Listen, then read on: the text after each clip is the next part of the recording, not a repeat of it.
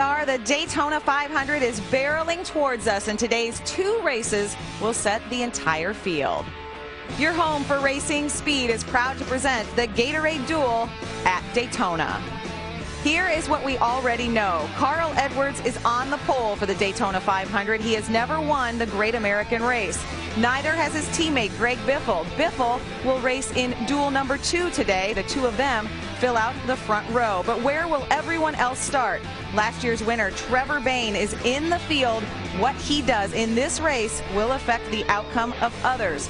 Also in Duel race number 1, Danica Patrick. You will hear from her coming up in just a few moments. It's 2 duels right now on speed. Everyone trying to learn something or earn their ticket into the Great American Race. First, before we race, we pause and head downstairs for opening ceremonies.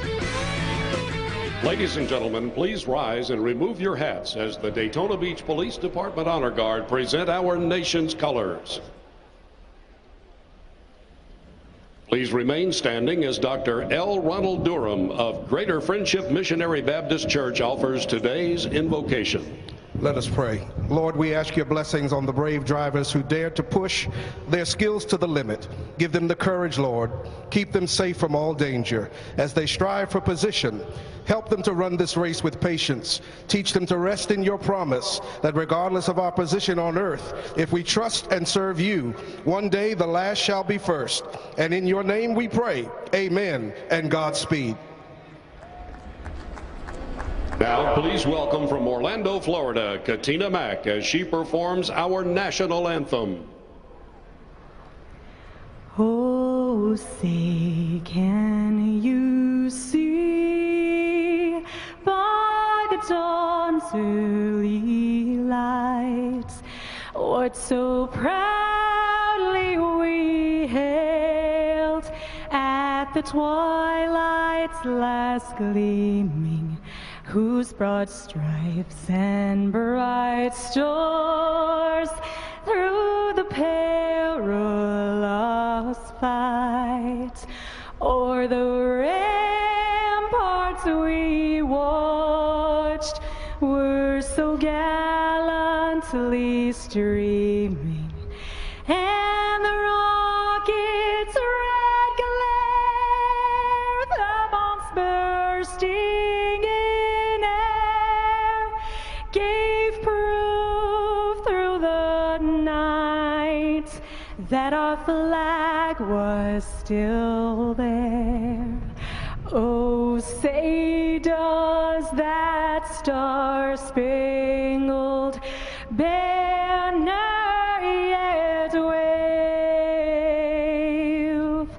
o'er the land of the free and the home of the brave?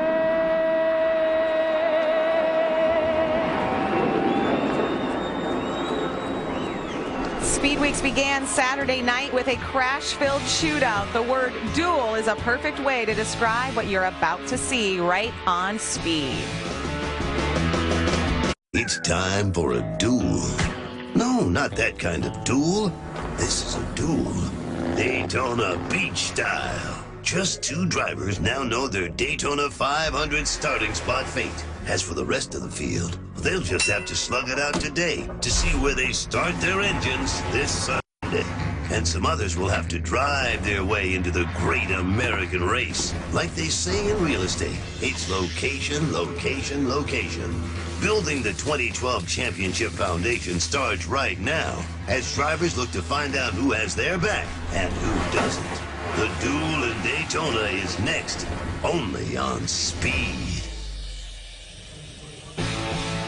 It's a beautiful day for racing at the Daytona International Speedway. The champ, Tony Stewart, ready to go. Partly cloudy, temperature in the 80s. We can expect engines and possibly tempers to boil over. From our Hollywood hotel, glad you were with us for the Gatorade Duel at Daytona. He is our superstar crew chief, Jeff Hammond. I'm Krista Voda. And Jeff, NASCAR's most dramatic day, always filled with high hopes and we know crushed dreams. Yeah, you're exactly right. And the thing is, when you think about the guys that are locked in, you know, Tony Stewart, Kevin Harvick, even Dale Earnhardt Jr., this is a big old test. They can race when they want to race, and if they don't like the situation, they can get out of it. But there's some guys right now, when you think about Robbie Gordon, Michael McDowell, Mike Wallace, and our own Michael Waltrip, it's go or go home, and they have nothing else but to lay it all on the line. I've been there before, and I understand what these guys are going through. It's gut-wrenching, I can promise you that. Okay, so we talk about these handful of drivers who are living the drama. Let's go ahead and show you our Toyota race format. 2 races is what we're going to see today, 60 laps each, but the top 2 finishers in each duel not locked in. Those are the ones we're going to be following and watching. They make the Daytona 500. All eyes are on those 2 positions right now and what they can do. And you see Carl Edwards, he's pretty relaxed, but remember he talked about he has to sort of lay back a little bit or at least not wreck that car. He's on the pole. He has the opportunity to pick or choose when he doesn't like the situation, and Bob Osborne will keep him honest. And we know a lot of folks, in fact, Kenny Wallace, a big Trevor Bayne fan, we saw him there because if Trevor Bayne can race his way in, it means Kenny Wallace can fall back on that qualifying speed. He gets the ticket to the big one. All right, we know Danica's in the field as well. Let's head back for today's command. Ladies and gentlemen, please welcome 3-time Olympic gold medalist and Daytona Beach area native Ryan Lochte as he delivers the most famous words in motorsports. Drivers, start your engines.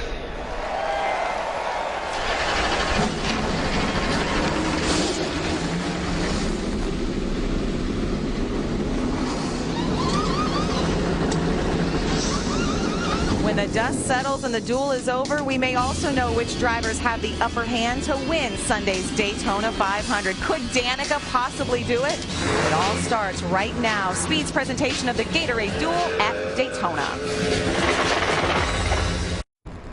It's the Gatorade Duel at Daytona, the first of 2 great races today on Speed, about to begin.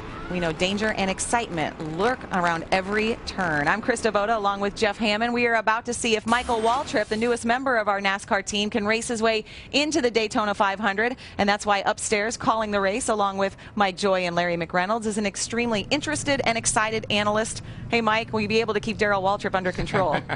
Well, I think so. He's up here. He's not in the race car. Where a good bit of control is going to be needed. Now, in this first dual race, there are 18 drivers who already know they'll be in the Daytona 500. If you're one of those, Darrell, what's your agenda? Couple of things, Mike. First of all, as a driver locked in, particularly if I was Carl Edwards, don't beat yourself. Don't do something really dumb that would take you and your car and have to go to a backup, maybe lose that front row starting spot.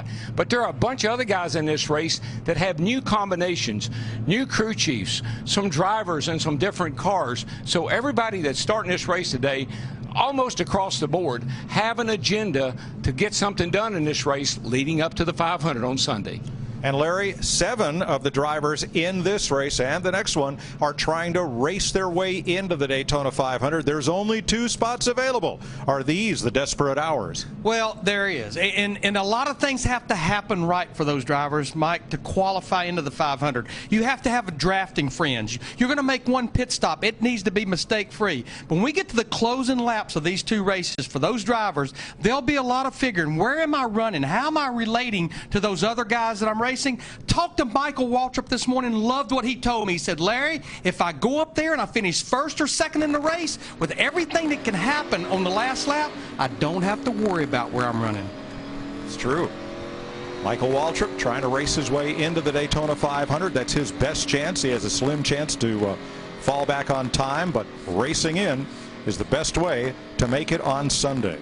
Matt Yocum spoke to Carl Edwards about his agenda today. Carl Edwards can't improve his starting spot for Sunday's Daytona 500, but he can certainly make it worse. So with the pole-sitting car, how aggressive do you run today's duel? What's the game plan? The game plan at the start is just go. Try to lead, you know, have some fun, figure out how this fast and all fusion's handling. But if it gets real ugly, you know, Bob has given me strict instructions not to mess up this race car. But, you know, it's Daytona, and we've got time. We've got a lot of practice left. We've got a great backup car. So even the worst case scenario, if we were to crash the car, have trouble, we've got that first pit stall, and we got a lot of practice left. So not a lot of pressure. Just going to go have some fun and see what we can learn. Love the win from the pole on Sunday. Thoughts of Carl Edwards, who will start on the pole on Sunday for the Great American Race. Here's a look at the Gatorade starting grid for Duel number 1. It's the Ford of Edwards and the Chevy of Dale Earnhardt Jr., who has 3 wins in these qualifying events. Marcus Ambrose and Ricky Stenhouse Jr., the nationwide champ, both in Fords in row 2. The defending champion of the 500, Trevor Bayne, alongside the defending Sprint Cup champion, Tony Stewart, a Ford and a Chevrolet. Eric Almirola, the new driver in Richard Petty's Ford, and Paul Menard has been strong this week in practice in his Chevy. David Reagan moves over to Front Row Motorsports and their Ford team. A.J. Allmendinger has moved to Roger Penske's team in a Dodge. Brad Keselowski, the lead driver at Penske, in a Dodge, and Kevin Harvick in a Chevrolet. Jeff Burton has one qualifying event win. He and Juan Pablo Montoya, both in Chevys, row 7. David Stremme, speed will get him into the 500. What will he do today in his Toyota? And Jamie McMurray, a former 500 winner. There is Danica Patrick, who will start from the 9th row alongside Terry Labonte, who won this race in '89. Michael Waltrip is going to have to come from row 10, where he lines up next to Denny Hamlin, who won one of these in 2008. Michael McDowell driving for Phil Parsons. He raced his way in a couple of years ago. Landon Castle for the new BK team. Then David Gilliland in a front row Ford, and Mike Wallace in a Ford trying to race his way in for 24th. And finally, Robbie Gordon's Dodge is the 25th starter in the field. Well, let's see if we can talk to Michael McDowell. Hey, Michael McDowell, this is Darrell Waltrip up in the Fox Sports booth, speed booth today. Got a copy? Yeah, I got you, D-Dub. Hey, buddy, you raced your way in here in 10, and you missed a race last year. Got a pretty good hot rod today. What's your ticket for making the 500? We know it's going to be exciting, but, you know, I'm excited to be driving this Kerback Janian 98 car for K-Love. And the key is just to beat all those other go-go homers. I got your brother here in front of me, which last time I checked, he was pretty good here, too. So just going to try to find some friends out there, maybe hook up with my buddy Trevor Bayne or Ricky Stenhouse and get to the front, try to stay up there. Good deal, buddy. Sounds like you got a plan, and you got some good friends, so good luck. All right, thank you, guys. Michael McDowell will start 21st. Let's get down to pit road for late-breaking stories, beginning with Matt Yoakum. Mike Dale Earnhardt Jr. shares the front row with Carl Edwards. The message from crew chief Steve Letarte is simple. Play, have fun, but race smart during this duel. We don't want to have to pull a backup car out and use a mulligan. They have a very impressive car from practice, and Dale Jr., he's got that swagger back, Mike, and he's got the confidence back. So Junior Nation should be very excited as we head ever closer to the Daytona 500. To Dick Bergeron. Trevor Bayne won last year's Daytona 500, and he has had a very fast car this speed weeks as well. So take it easy in this race, preserve the car, or go for it. They're going to go for it. They want another Daytona trophy. Steve Burns. Dick, Kevin Harvick entering his 12th full year for Richard Childress Racing. Never a Sprint Cup champion. To that end, he's made changes in his personal and professional life. He and his wife have sold their race teams. He has a new crew chief. Many of the team members are new, and he and his wife expecting their first child July 23rd. Thanks, fellas. As we get ready to race in Daytona, I think the big question mark in this event is inside row number 3, Trevor Bayne. He knows his speed is fast enough to get him in the 500. And Darrell, might he be a little gun shy, because last year in the qualifying race, on the very last lap, they ended up doing a lot of damage to that car. Whether or not he goes the distance in this may help seal the fate of several other drivers trying to make the show. I think it's simple, Mike. If you're in a situation where you're uncomfortable, you got somebody back there moving all around the back of your car, pushing on that bumper, you better get them off of the bumper. They're going to spin you out. So you got to use your head today. You got to pick a partner that you're comfortable with. Then you need to stay up front. Even though there's no real safe place, I'd rather be up front. Why are car owners and crew chiefs so nervous coming into Thursday? It's because the slightest of contacts all week long have resulted in calamity. Whether it was in practice or in the Budweiser shootout, a lot of cars have been damaged by what just looks like incidental contact. And it's just so slight a touch on the left rear this year. These cars are a lot looser than they were here last year. The spoiler size has been reduced. The rear spring rates have been reduced. These cars are real free in the back end. And if it takes a little touch like that, and around you go. And every now and then, over you go. Over you go. Plenty of sparks so far as we get set to go 60 laps here in Daytona. 55 along pit road. And the fuel window, Larry, is going to be critical. How soon do you want to stop? Well, I think if you get to where you can make it to the end, if you get somewhere around lap 12 to 15 and you get a caution, I think we'll see all these drivers on pit road. At least you get that out of the way. You're full of fuel to go to the end. Last night on speed, you saw Kenny Wallace and his lead up to Thursday trying to make the race here in Daytona. The drivers above that white line we know will be in the race at least on speed or perhaps Champions Provisional in Terry Labonte's case. Everyone else below the line trying to race in or hope that someone above the line races in and they can fall back on their speed. Kenny. Come on, big guy, suck it up. Yeah, it's all right. He'll be in race number 2. He and his wife Kim looking on and trying to lock in. Across the top of the screen, our ticker will show 2 positions in green. Those are the 2 cars that at that moment are in the field based on their race position. We'll deal with speeds and provisionals later, but just the top 2 in that group of go or go homers will be shown as we get ready to begin the Gatorade Duel at Daytona. Green flag in the air. Carl Edwards hauls him off toward turn 1.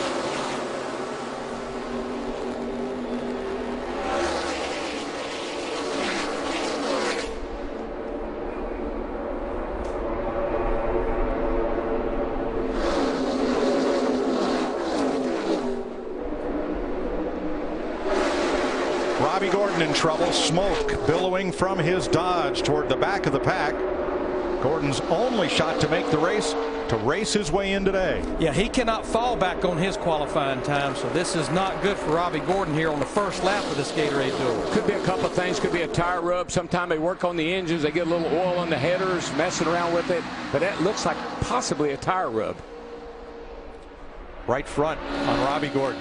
Carl Edwards led them to the green. He will lead lap 1 with Dale Jr. in tow and Ricky Stenhouse. Now he moves up high and he could get freight trained on both sides. Nope, back down to the bottom.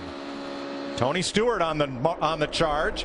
Up high with Paul Menard and his Richard Childress teammate in the 29 Kevin Harvick giving Menard an assist. One thing I noticed, really strong tailwind going down this back straightaway. That'll pick you up 7, 8, 10 miles an hour. Hauling off into that third turn could change your car dramatically. Trevor Bayne, Michael Waltrip in the race in spots right now.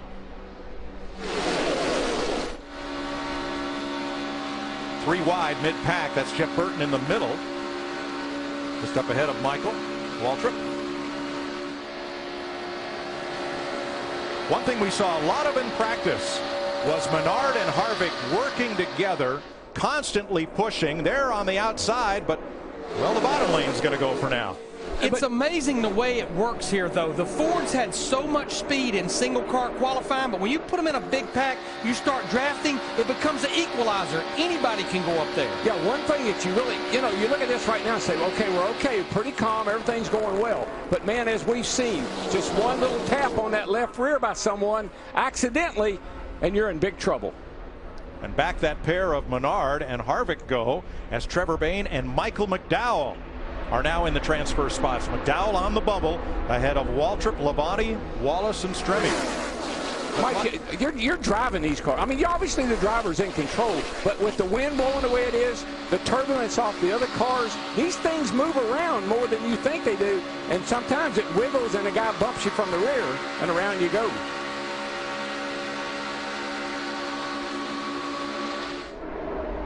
One car on pit road, Landon Castle. Changing tires. Now he is locked into the 500 field. Edwards and Bayne working together, trying to split the Chevrolets of Stewart and Earnhardt. Almirola in a third Ford coming up the inside in the 43. Another thing today, Larry, it's hotter today. Bright sunshine on this racetrack, pretty warm temperatures. that changes the way your car drives as well. You look up there at the front, though, you see Trevor Bayne in that 21 pushing Carl Edwards. Remember, they finished 1-2 in the Daytona 500, just reverse of what they were last year. But there goes Dale Earnhardt Jr. to the bottom. He takes the lead. Well, Carl got loose, Larry. Carl got loose, and Trevor had to get off of him, and it broke their momentum.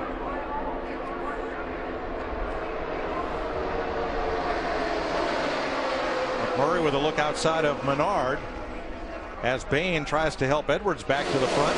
It is Marcus Ambrose, the Tasmanian, in second spot now behind Junior as they come to complete 5 laps. Edwards to the bottom with Bayne. Can't get the lead at the line. We're 5 laps into this, and we have 15 drivers within 3/4 of a second of each other.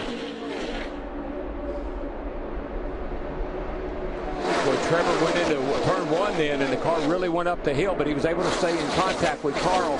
And now Trevor looks like he's going to drop the inside of the 21 car and go to the lead.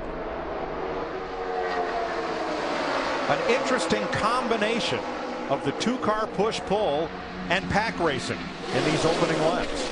Oh boy, oh boy, get ready for some noise. It's Denny Hamlin in the 11 being pushed back McMurray in the 1. Denny Hamlin started back in the 20th position in that 11 car.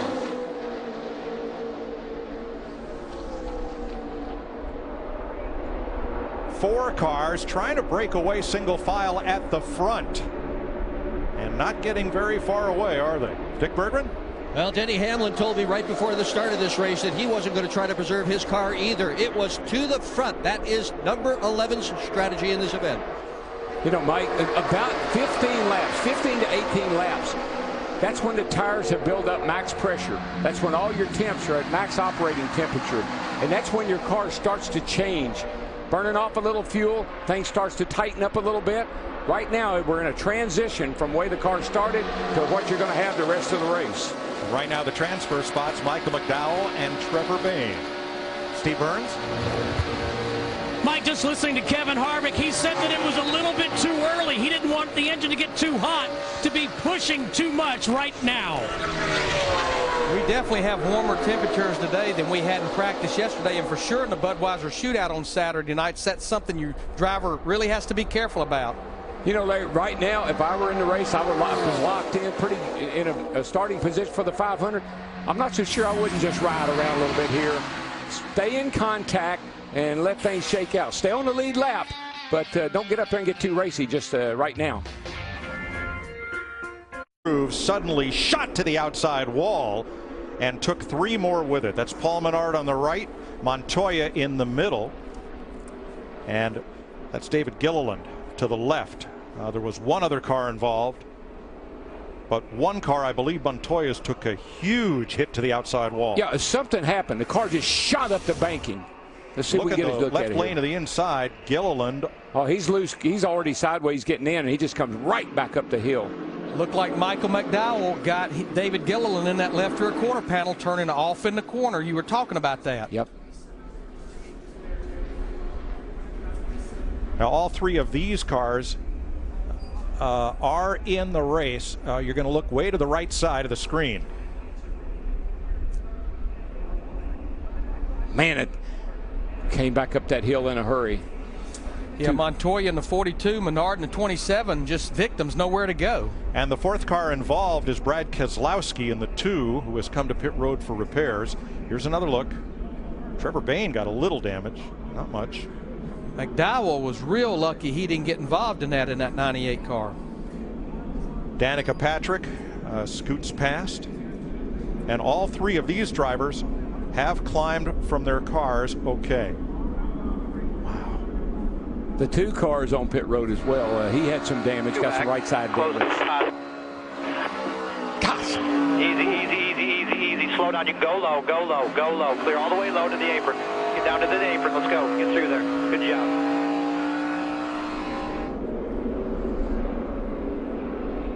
Our Fox and Speed Exmo extreme slow motion of what was on Pablo Montoya's car.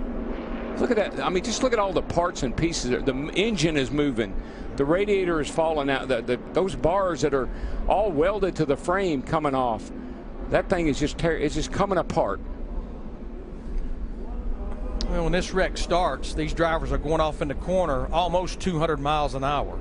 Among the interested onlookers, Oh my God, look at this. Kenny and Kim Wallace. Oh my God. Kenny will be in race 2 trying to race his way in.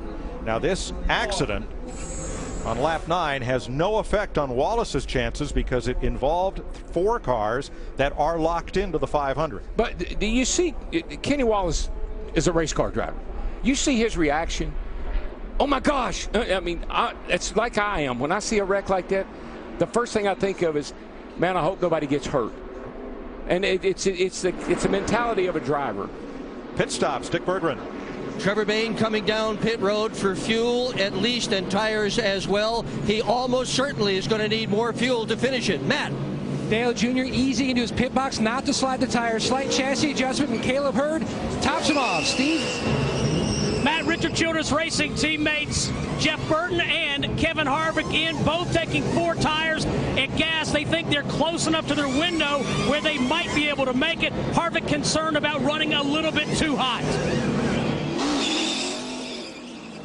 Dale Jr. leads the race off pit road, and Carl Edwards, who will start the 500 from the pole, is in no hurry.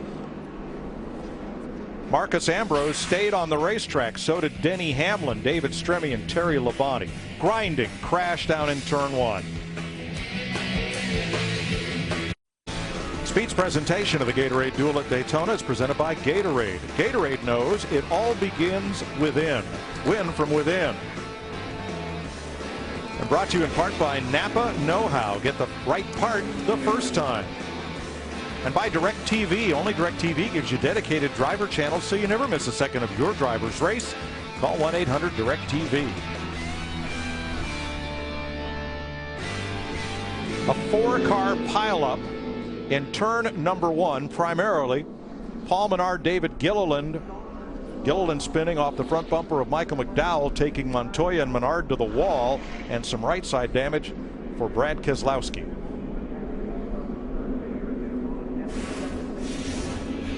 Here's another look at it, and Gilliland's team has 3 cars entered in the 500 and only 2 backup cars. Juan Pablo Montoya's Target Chevrolet taking the long ride back to the garage area. He probably received the most damage of all the cars involved in this lap 9 pileup. Now immediately following the duel at Daytona, stay right here on Speed for NASCAR Victory Lane. Hear from the duel winners, see how the field will start the 500 and more. All on NASCAR Victory Lane immediately following the Gatorade Duel at Daytona right here on Speed. A number of cars came in and topped off during this last caution lap, leaving only Marcus Ambrose and Denny Hamlin, who have not stopped at the front of this field. Yeah, Kevin Harvick, Jeff Burton, and Danica Patrick came back to pit road. They got the 1 to go. That's 48 laps to go. I think they can make it to the end now.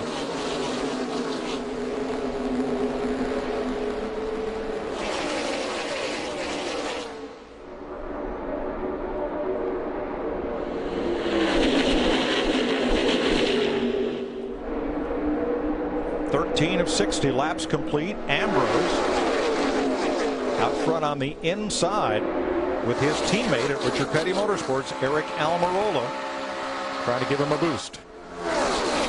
Now Dale Earnhardt Jr. had to restart in the back. Matt? Mike, an issue during their pit stop. One of the crew members went over the wall too soon. He said that he slipped and fell, but nonetheless, he was over the wall too soon. NASCAR penalized him since Jr. was coming back down pit road. What Steve Letarte did was simply go to his backup plan. 4 fresh tires, and he took a lot of time packing that fuel cell full of fuel.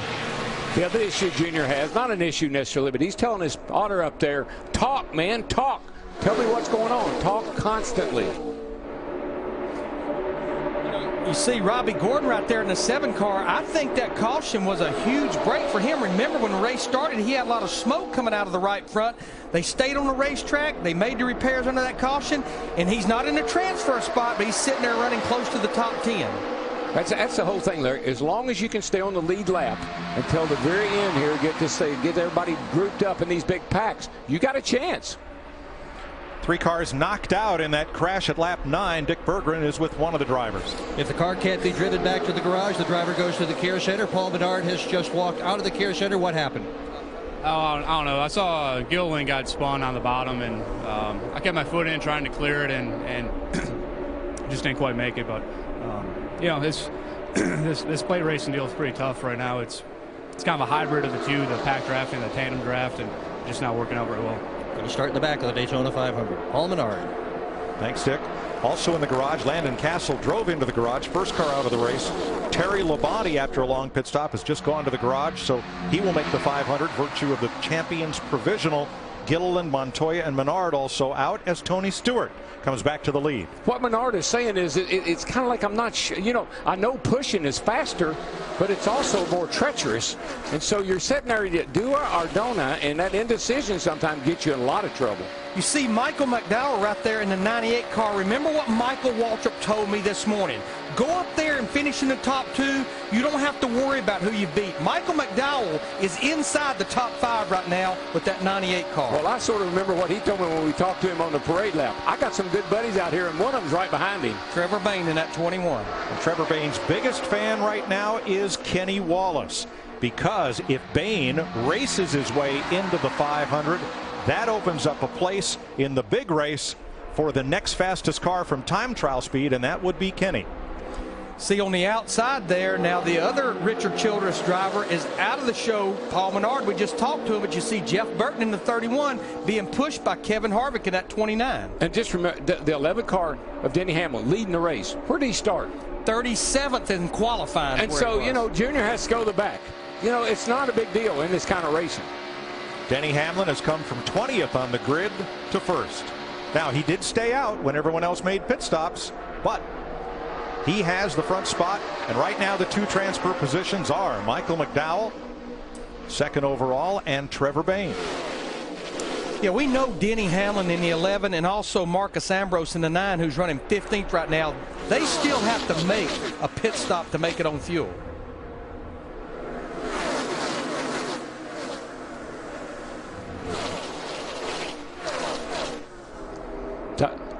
So watch these guys go off in the first turn. I think back to that wreck. Those guys are entering that corner right at 200 mile an hour. So when you get in trouble going in a corner like that, you've only got about 40 feet to brush it, run off 200 mile an hour speed before you hit the wall.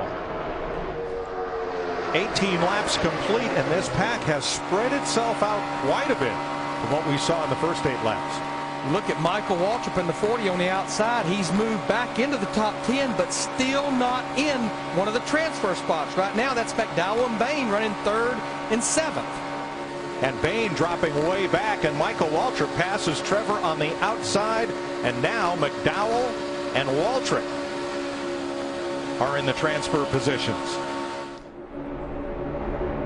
I mean, Dale Jr. wasted no time getting back toward the front as he and Jamie McMurray worked the outside. Yeah, we just restarted this race 6 laps ago. He had to start at the rear, and there he's up there inside the top 5. Well, when you're in the back like that, it's like a big old vacuum cleaner. It's just sucking you right to the front.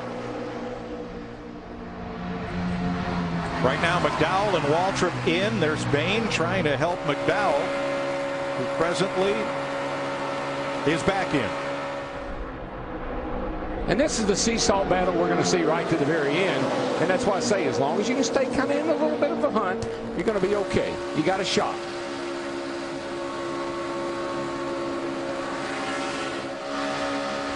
One-third distance in the first of 2. Gatorade Duel 150s at Daytona. Denny Hamlin, Tony Stewart, Kevin Harvick out front. 24 complete at Daytona in the first of the Gatorade Duels. Denny Hamlin, Tony Stewart, Kevin Harvick, Michael McDowell, Trevor Bayne in the qualified positions. Bayne battling Michael Waltrip. for the bubble spot. I really like the way Trevor is in the 21 car is drafting, though. I noticed when he was with McDowell, he would push it all the right places. Then he'd back off, get a little cushion in the corners. He's got a fast car. He can run up there anytime he wants to, but he's really using that fast car wisely. Mike Wallace came to pit road. His Point.com Ford went back out after a lengthy stop. 2 laps down in his attempt to make the 500. Steve Burns. Mike, just heard Eric Almirola talk about getting a big shove going into turn 3. He told his team, I had the wheel turned all the way to the left, but it would not turn. The car wanted to keep going straight. We're going to have to fix that for the 500. He is right behind Jamie Mack on the outside. I know what that feels like, man. You go in a corner and the car is so light on the front tires. Normally, you just need to take those shock absorbers and suck that thing down a little tighter to the track. We're riding with Danica Patrick in the 10. Remember, she was one of the drivers that came back to pit road and topped off. And Matt, she is back up in the top 10 of this 10 car. And a lot of compliments from her spotter, Mark Robertson, a longtime spotter. In fact, he scored 2 championships with Tony Stewart back in the Joe Gibbs days. He is helping her work her way through traffic. Greg Zipadelli said the same thing to her when they hit pit road. They brought her back in to top off. The only comment that she really had about the car was that it was running a little bit warm, but not in the danger zone. Thanks, Matt. She looks to be staying down against that yellow line and making good use of the draft. Patrick right now in 9th place. You know, I used to do the rookie meetings a long time ago, and I would always tell rookies, the best when you've had a good day is when you walk out of the garage and nobody is saying anything bad about you. As I've been watching this inside line with Tony Stewart, our current champion in that 14, pushing Denny Hamlin. Remember, they were teammates at Joe Gibbs Racing. But I think the biggest thing, one of the big changes during the offseason, Darian Grubb, Tony Stewart's crew chief from last year, moved from Stewart-Haas Racing to Joe Gibbs Racing. Now Denny Hamlin's crew chief this year. Mike Wallace's car, aerodynamically challenged from that early accident, has gone to the garage. There's Darian Grubb atop the pit box in new colors for this year. I mean, that was a lot like if Tom Coughlin pretty much left the Giants and went to another football team for this upcoming football season. A little more 3 wide mid-pack here. From 8th place on back, Ambrose, the man in the middle, in the number 9. Now McMurray drops down in front of him, and Almirola. And the pack shuffles again. What I like about this, Darrell, is nobody's driving away from anybody else. We saw Dale Jr. march to the front, drop back to hang out back, and a lot of people moving back and forth. Let's see what Mikey sees here. He's kind of just sitting there in the catbird seat, I think, riding along. He sees all that pack in front of him. He knows he can draft up there to any of those guys anytime. I think a lot of these guys are playing cat and mouse right now. I don't think they want to show anybody what they can do. I think you're going to see some 2-car drafts here at the end of this thing that are going to try to work their way right to the front and blow by everybody. David Stremme has taken his Toyota to the garage, but Stremme will be in the 500 based on his qualifying speed from Sunday. Halfway, next time by. I know we still got a long ways to go. I just believe the combination to watch is that 98 car, Michael McDowell, with his buddy, his friend, Trevor Bayne in that 21. You can see they're hooked right together through 3 and 4. We got a long way to go, but I think that's the combination to watch as far as drivers racing their way into the 500. There they are behind the cat car of Jeff Burton on the outside.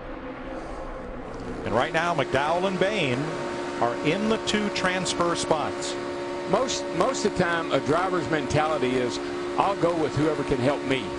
I'll help them if they can help me. That's kind of the way it is when you get down to the end of the race. Last time around, Michael McDowell in the 98. Oh, boy. A lot of air pressure there. Man, there is, and it's getting under the, you see this lip right here. When that hood is bucking up and down like that right there, it'll work those hood pins out. That could be a big problem for him. Seeing a little bit of water spit out there at the base of the right side of the windshield, running a little bit warm. Halfway in the first race of the Gatorade Duel, Denny Hamlin leads them around Daytona.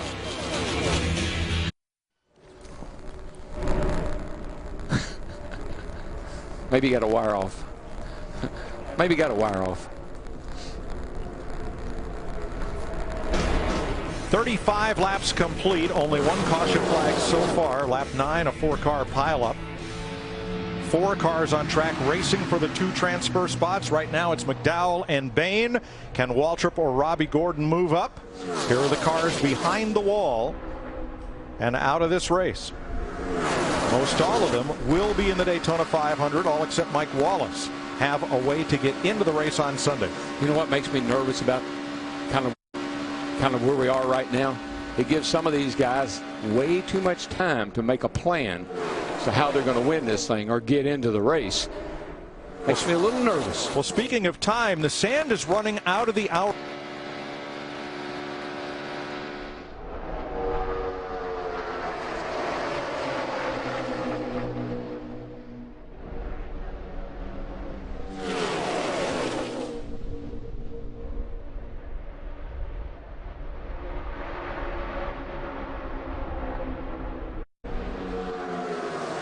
I really like the strategy that I think Danica and a couple others have played. Come back down and topped up before we went back to green. That assures them that they can make it. Well, what that also does, Darrell, if we get into overtime, a green-white checkered, it gives them a little more insurance. Agree. Denny Hamlin won his qualifying race here in Daytona in 2008. He has led most of the laps. Tony Stewart holding station in second. Harvick third. Ricky Stenhouse, the Nationwide Series champion, and Jack Roush is number 6. A car that was not expected to compete. Sponsorship from Ford at the last minute, and Roush holding one of those guaranteed top 35 spots for the first 5 races. Taps Stenhouse to fill the seat, and he's having a fine drive here. I have to pat Jack Roush on the back. The confident, this kid was he was out of his Nationwide car. They parked him because he wrecked too much. Set him on the sidelines for a little while, let him kind of watch and kind of figure it all out, put him back in there, and he went out there and he won the championship. Now, this kid's got a good head on his shoulders. He's a quick learner, and I like this guy. I think he's a lot like Trevor Bayne. They got a great future ahead of them. Yeah, this is only his 2nd Sprint Cup Series start. He set in for Trevor Bayne at Charlotte last May, had a great qualifying run, ended up finishing 11th. David Gilliland released from the care center after that crash in turn 1 on lap 9. Dick Berggren, how about our leader? Well, Denny Hamlin's plan is to pit in approximately 5 laps. He asked Darian Grubb, his crew chief, if he could talk some other people into pitting at the same time so he's not a lone soldier after that pit stop. Grubb told him it's already taken care of. I guess that other person would have to include the number 9 of Marcus Ambrose, who's not yet been to pit road. Right now, McDowell and Bain in the 2 transfer spots. Michael Waltrip 3 spots back of that. And right behind Michael, there is Dale Earnhardt Jr. Matt? Marcos Ambrose was asking Todd Parrott, who do I need to get close to? He knows he's going to have to pit soon. And Todd told him that we are going to pit with the leader, Denny Hamlin. So that's who they're going to be teaming up with here shortly. And meanwhile, talking about the 88 of Dale Earnhardt Jr., Mike, we documented he came back down pit road and topped off with fuel. They were asking Junior how much throttle he is using. Junior simply said, in the turns, half throttle. I'm riding around in 3/4 throttle, and when I want to really pull up and get up to the front, it's full throttle. It's funny he said that because when we're in the car with him, I heard him backing off the gas. And I thought, well, his car must be handling bad. But he's trying to save a little fuel. And that's one of the unknowns with this fuel injection, Larry. We just really don't know how much fuel you can save. We're learning every single lap. Michael McDowell, for the 2nd time in 3 years, trying to race his way into the Daytona 500. Give me some fuel now, Michael. We need to save fuel. I don't know how to do that when we're wide open, never lifted Jeep. So you got to tell me what you want to do. I want you to save me some fuel. So if you got to lift a little here and there, let's do that. That's a tall order. You're telling a man that's trying to race his way into the Daytona 500, you've got to save fuel at a track you run wide open. Let me ask you something, Larry, and as a driver. Do I want to look bad as a driver and not make the race? Or do I want to look good as a driver and the car runs out of gas? Yeah, that's a box. No. That is a box. I know what I'm going to do. Listen to Michael Waltrip's engine as he gets closer there to Jamie Mack.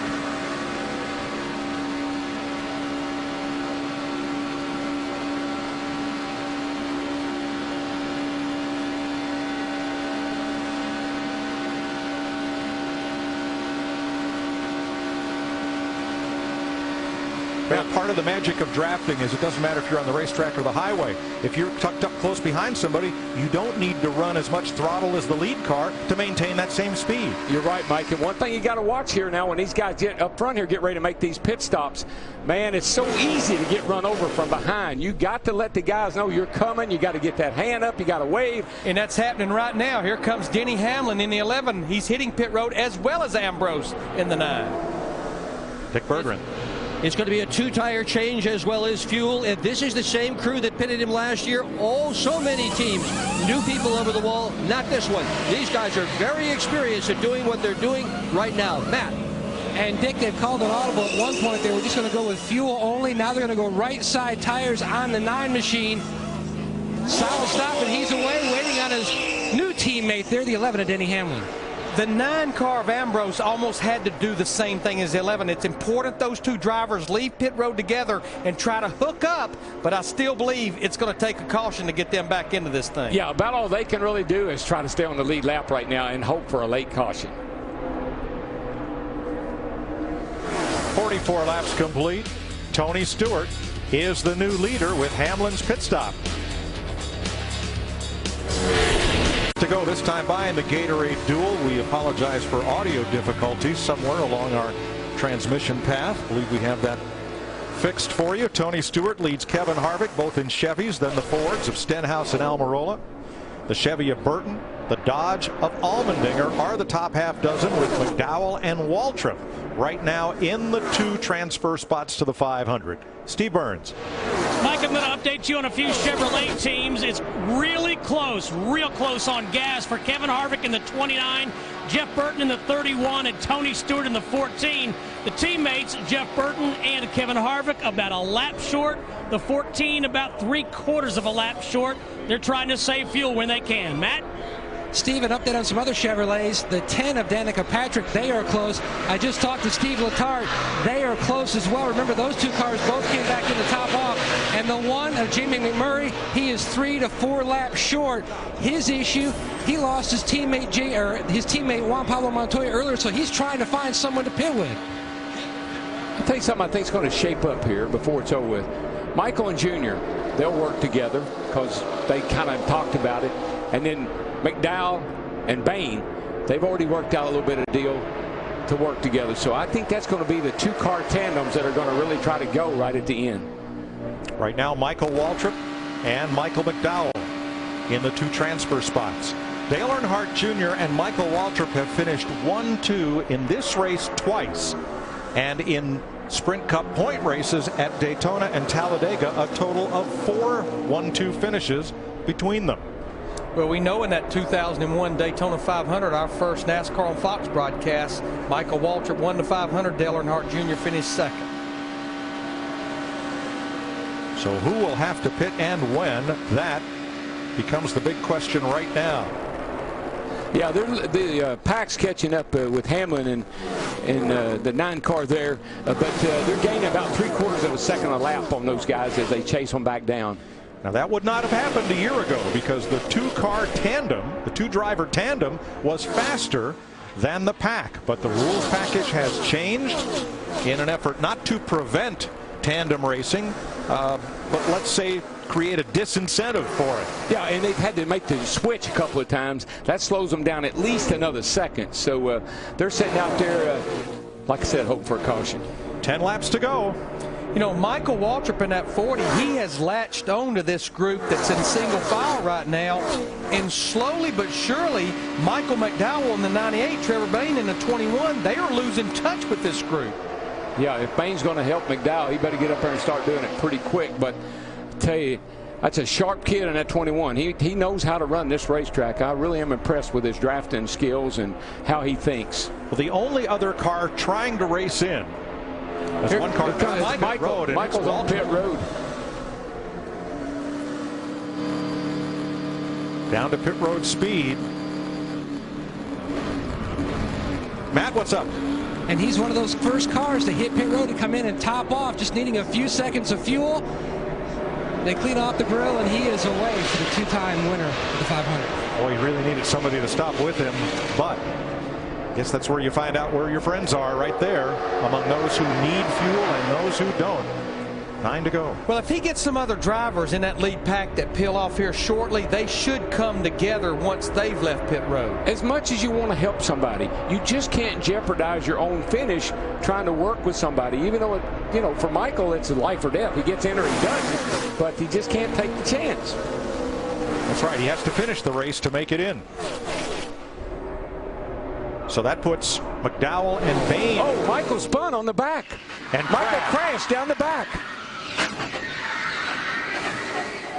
Oh my gosh, what happened? The caution is out. With 8 laps to go. That's a huge break for all of these drivers that needed fuel. A huge break for Denny Hamlin and Marcus Ambrose especially. You know, I wonder if Michael cut a tire down or something after coming out of the pits. He only took on fuel. He didn't change tires. Yeah, he didn't change tires, or he picked up debris or something. Let's see if we can figure out what happened here. He's down on the apron. Keep taking their packs just out the pit road. Whoa. When he came up on the racetrack, the thing just jumped around with him.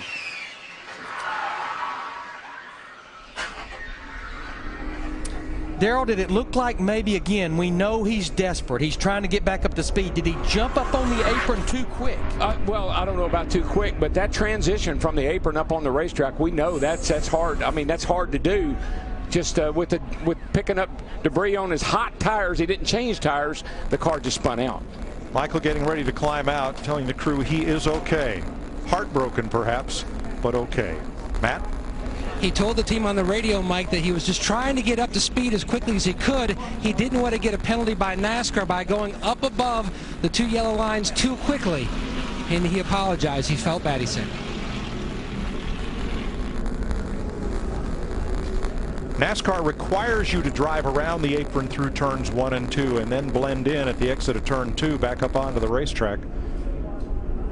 I really think, Mike, part of the problem was, and I know Michael is just, I mean, he is so sorry, so bad, feels bad about what happened, but I think it was the debris that he would pick up on those hot tires, the rubber and the dirt and everything, and then when he gassed it to get up on the racetrack, the thing just spun around.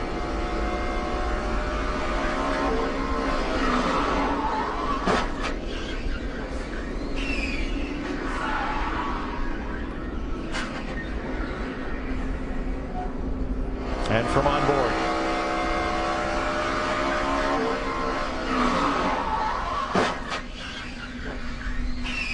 And that's probably down about where there is no safer barrier. And you can see what an impact that was and how he's snapped forward in the car.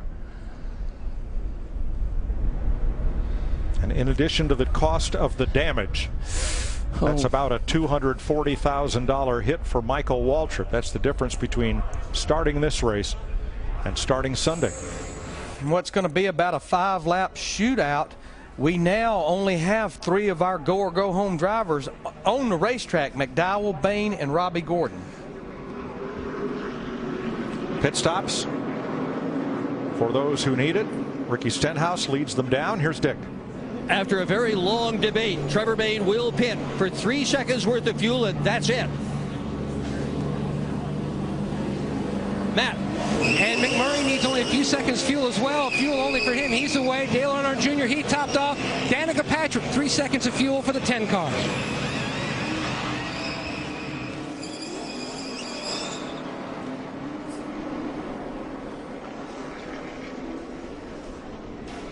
Jeff Burton wins that race off pit road. And Dale Jr. gains a bunch of spots as we're under caution. 6 to go.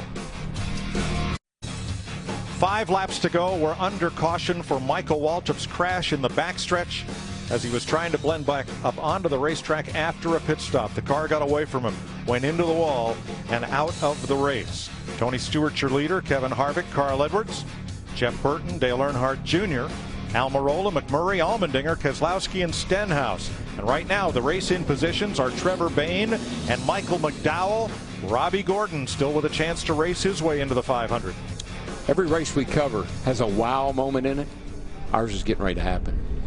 One thing we need to clear up, just before that caution came out, the leaders, they had overtaken Denny Hamlin and Marcus Ambrose, put them a lap down. Marcus was in front of Denny Hamlin. Marcus Ambrose back on the lead lap by virtue of the free pass. Denny Hamlin one down. So there's Ambrose at the tail end of the pack, and you see the 98, the black car of McDowell, and the black number 7 with that lightning type look on the front. That is Robbie Gordon. And those two, along with 21 Trevor Bayne, trying to race their way in the final 4 laps of this race. Green flag back in the air. Tony Stewart tries to take off from Kevin Harvick and Jeff Burton.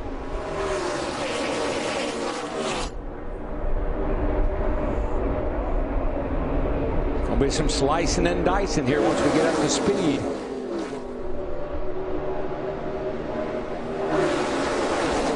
Stewart, Harvick, and Edwards on the bottom, trying to eke away, and that's not going to happen. Here comes Burton in the outside lane. Getting a good push there from Allmendinger in a 22 car, pushing him right up there to the lead. Pushing, pushing, pushing. That was the highlight to Jeff Burton's 2011. He won the duel race here a year ago at Daytona.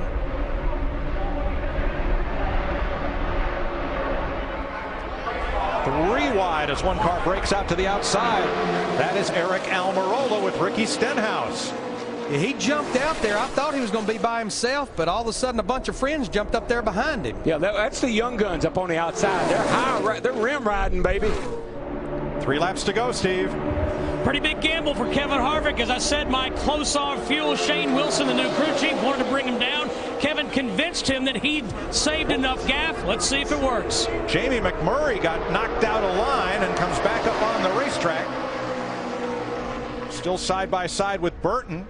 But you said it right. He got knocked down there. Yeah, he didn't. His car doesn't look all that stable, even once he gets back up in line. They come to the stripe, 2 to go. There's another look. Watch the one of McMurray. That was off Burton's front bumper. But he hung on to it. And there goes Junior. And Junior just pushed Carl Edwards and he to the lead. But then he dropped in. He got by Carl Edwards in the 99. I think he was hoping to pick up Tony Stewart in the 14. But Carl closed the door. Now here comes the 14 and Stewart up the outside. Fast freight in the outside track. Tony Stewart, Kevin Harvick, Jamie McMurray on the outside. Dale Earnhardt Jr., Carl Edwards on the inside. White flag this time by. That McMurray car was good here in the Bud Shootout the other night. He's right up there again today. They'll be getting the white flag. A lot of drivers a little unsure. Can they make it the distance?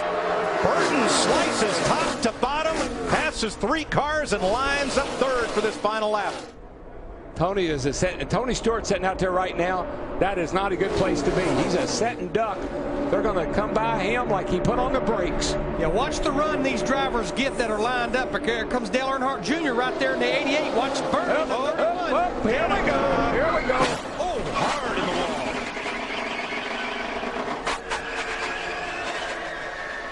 And she's all right after a hard crash, and the caution flag is out. The race is over. That's Tony Stewart will win the race. God, we got that camera in there with Danica and see she's fine. Checkered flag. Tony Stewart leads Dale Earnhardt Jr. and Marcus Ambrose across the line. But they got stacked 4 wide coming out of turn number 2. Danica was on the inside, and when all that contact was made, she was the one that ended up going for the wild ride. And she done such a nice job. I mean, we'd been watching her, keeping her nose clean. That's a very unfortunate event. See if we can see exactly what happened here as we look down she's at the back of the pack in the inside, and they're 4 wide across here, just about, as Allmendinger leads them way up the high side. Where is the contact? Somebody's going to come down into her, I think. Almirola. Yeah, right there. He got on the bumper of it. Looked like McMurray's car, the one, turned him a little bit to the left. Thank God for safer barriers. That was a hard lick. It's almost that car didn't even look like it slowed down as it was going across there. I'm so glad that all these racetracks have put safer barriers where we never had them before, and here's a perfect example of why we need them everywhere.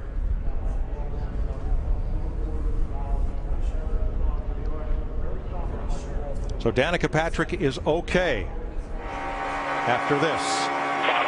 Bottom. There you go. Keep digging. 3 wide. Goodness gracious.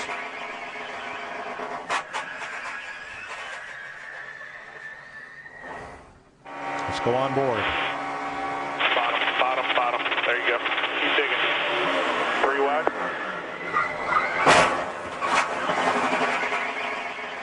Is that not? Did you see what she did with her hands? Yeah, all that open wheel experience. IndyCar, all that open wheel experience. She knew not to hold on to that steering wheel. That is amazing. I saw her do that here in the ARCA race a couple of years ago.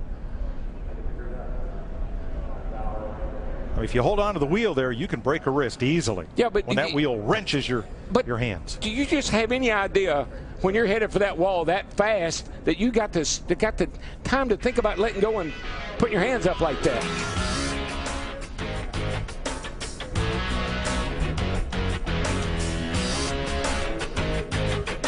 Goes to victory lane, his third Gatorade Duel win at Daytona. Here is our touch of gray moment at race's end. The final caution. Watch the orange number 1 of Jamie McMurray edge down the track into Eric Almirola. Right in there. Who heads right into Danica Patrick. Look how light that car gets in the back as it skips across there. That's how fast that thing was going. You could see how much that safer barrier wall moved, and that's the good thing. Watch this thing skipping across there. Bam! Folks, that's at 180 miles an hour. It didn't lose a lot of speed going across there at all. No. Down to victory lane, Gatorade victory lane, Steve Burns. Mike, Tony Stewart just got unbuckled. Hans device off and helmet off.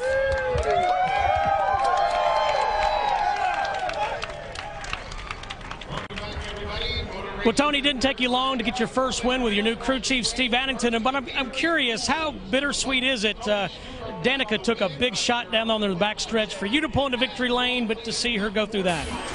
We don't ever want to see us lose a car, and the good thing she's in the 500 still. That's the main thing. But we took care of business today with this Office Depot Mobile 1 Chevy, and had an awesome partner there with Kevin Harvick there. I thought I could get him pulled through there, but we both had a good run there, and he took real good care of us. We couldn't have done that without Kevin. I'm curious how close you were on gas. I was also asking guys in the pits, and they're like, what? I think we were all right. I mean, we almost saved a full lap when the caution came out there at the end, so I don't think we were that close, really. I think we were going to be all right as long as we didn't get a green-white checkered.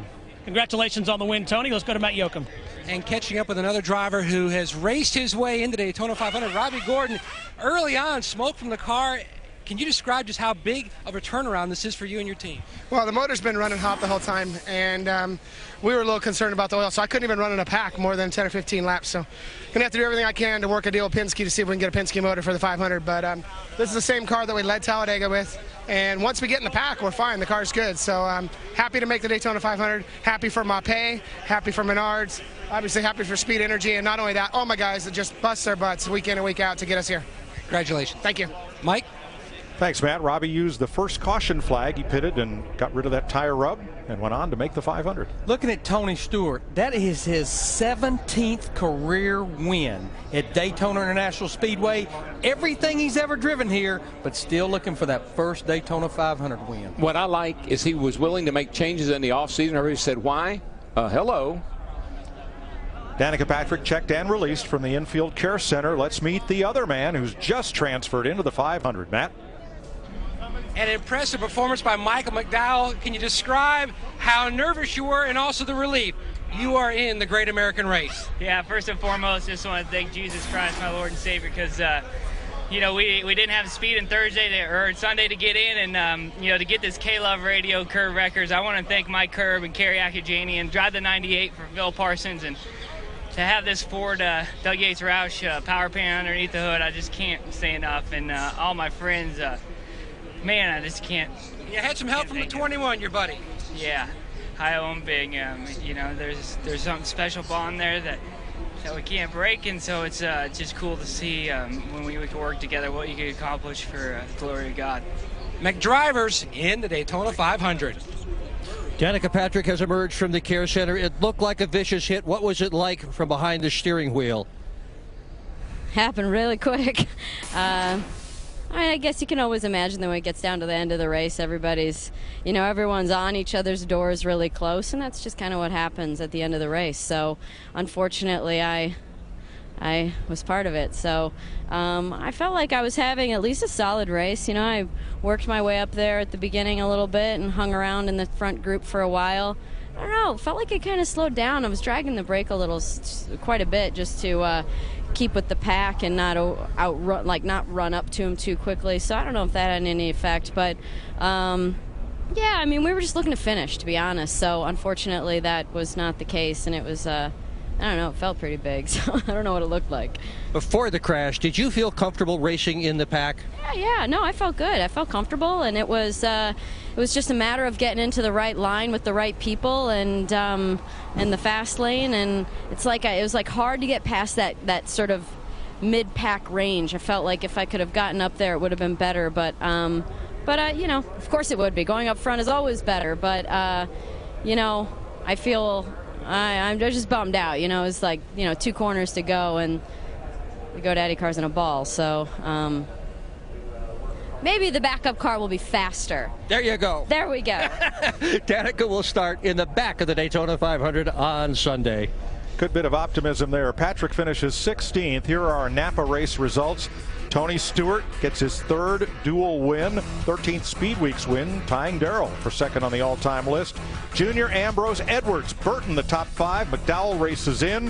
Harvick, Allmendinger, Robbie Gordon races in, and McMurray. Stenhouse in 11th. Bain, they're in the race. Keselowski, Reagan, Almirola, Patrick in 16th. Hamlin ends up a lap down. Michael Waltrip misses. David Stremme falls back on his speed. Terry Labonte champions provisional. So here's who's locked into the 500. Now Labonte still could end up with his speed getting him in, opening up the provisional spot for Bill Elliott. But we do know that these 5 drivers now know they will be in the Daytona 500. The lineup getting ready for race 2. Ouch.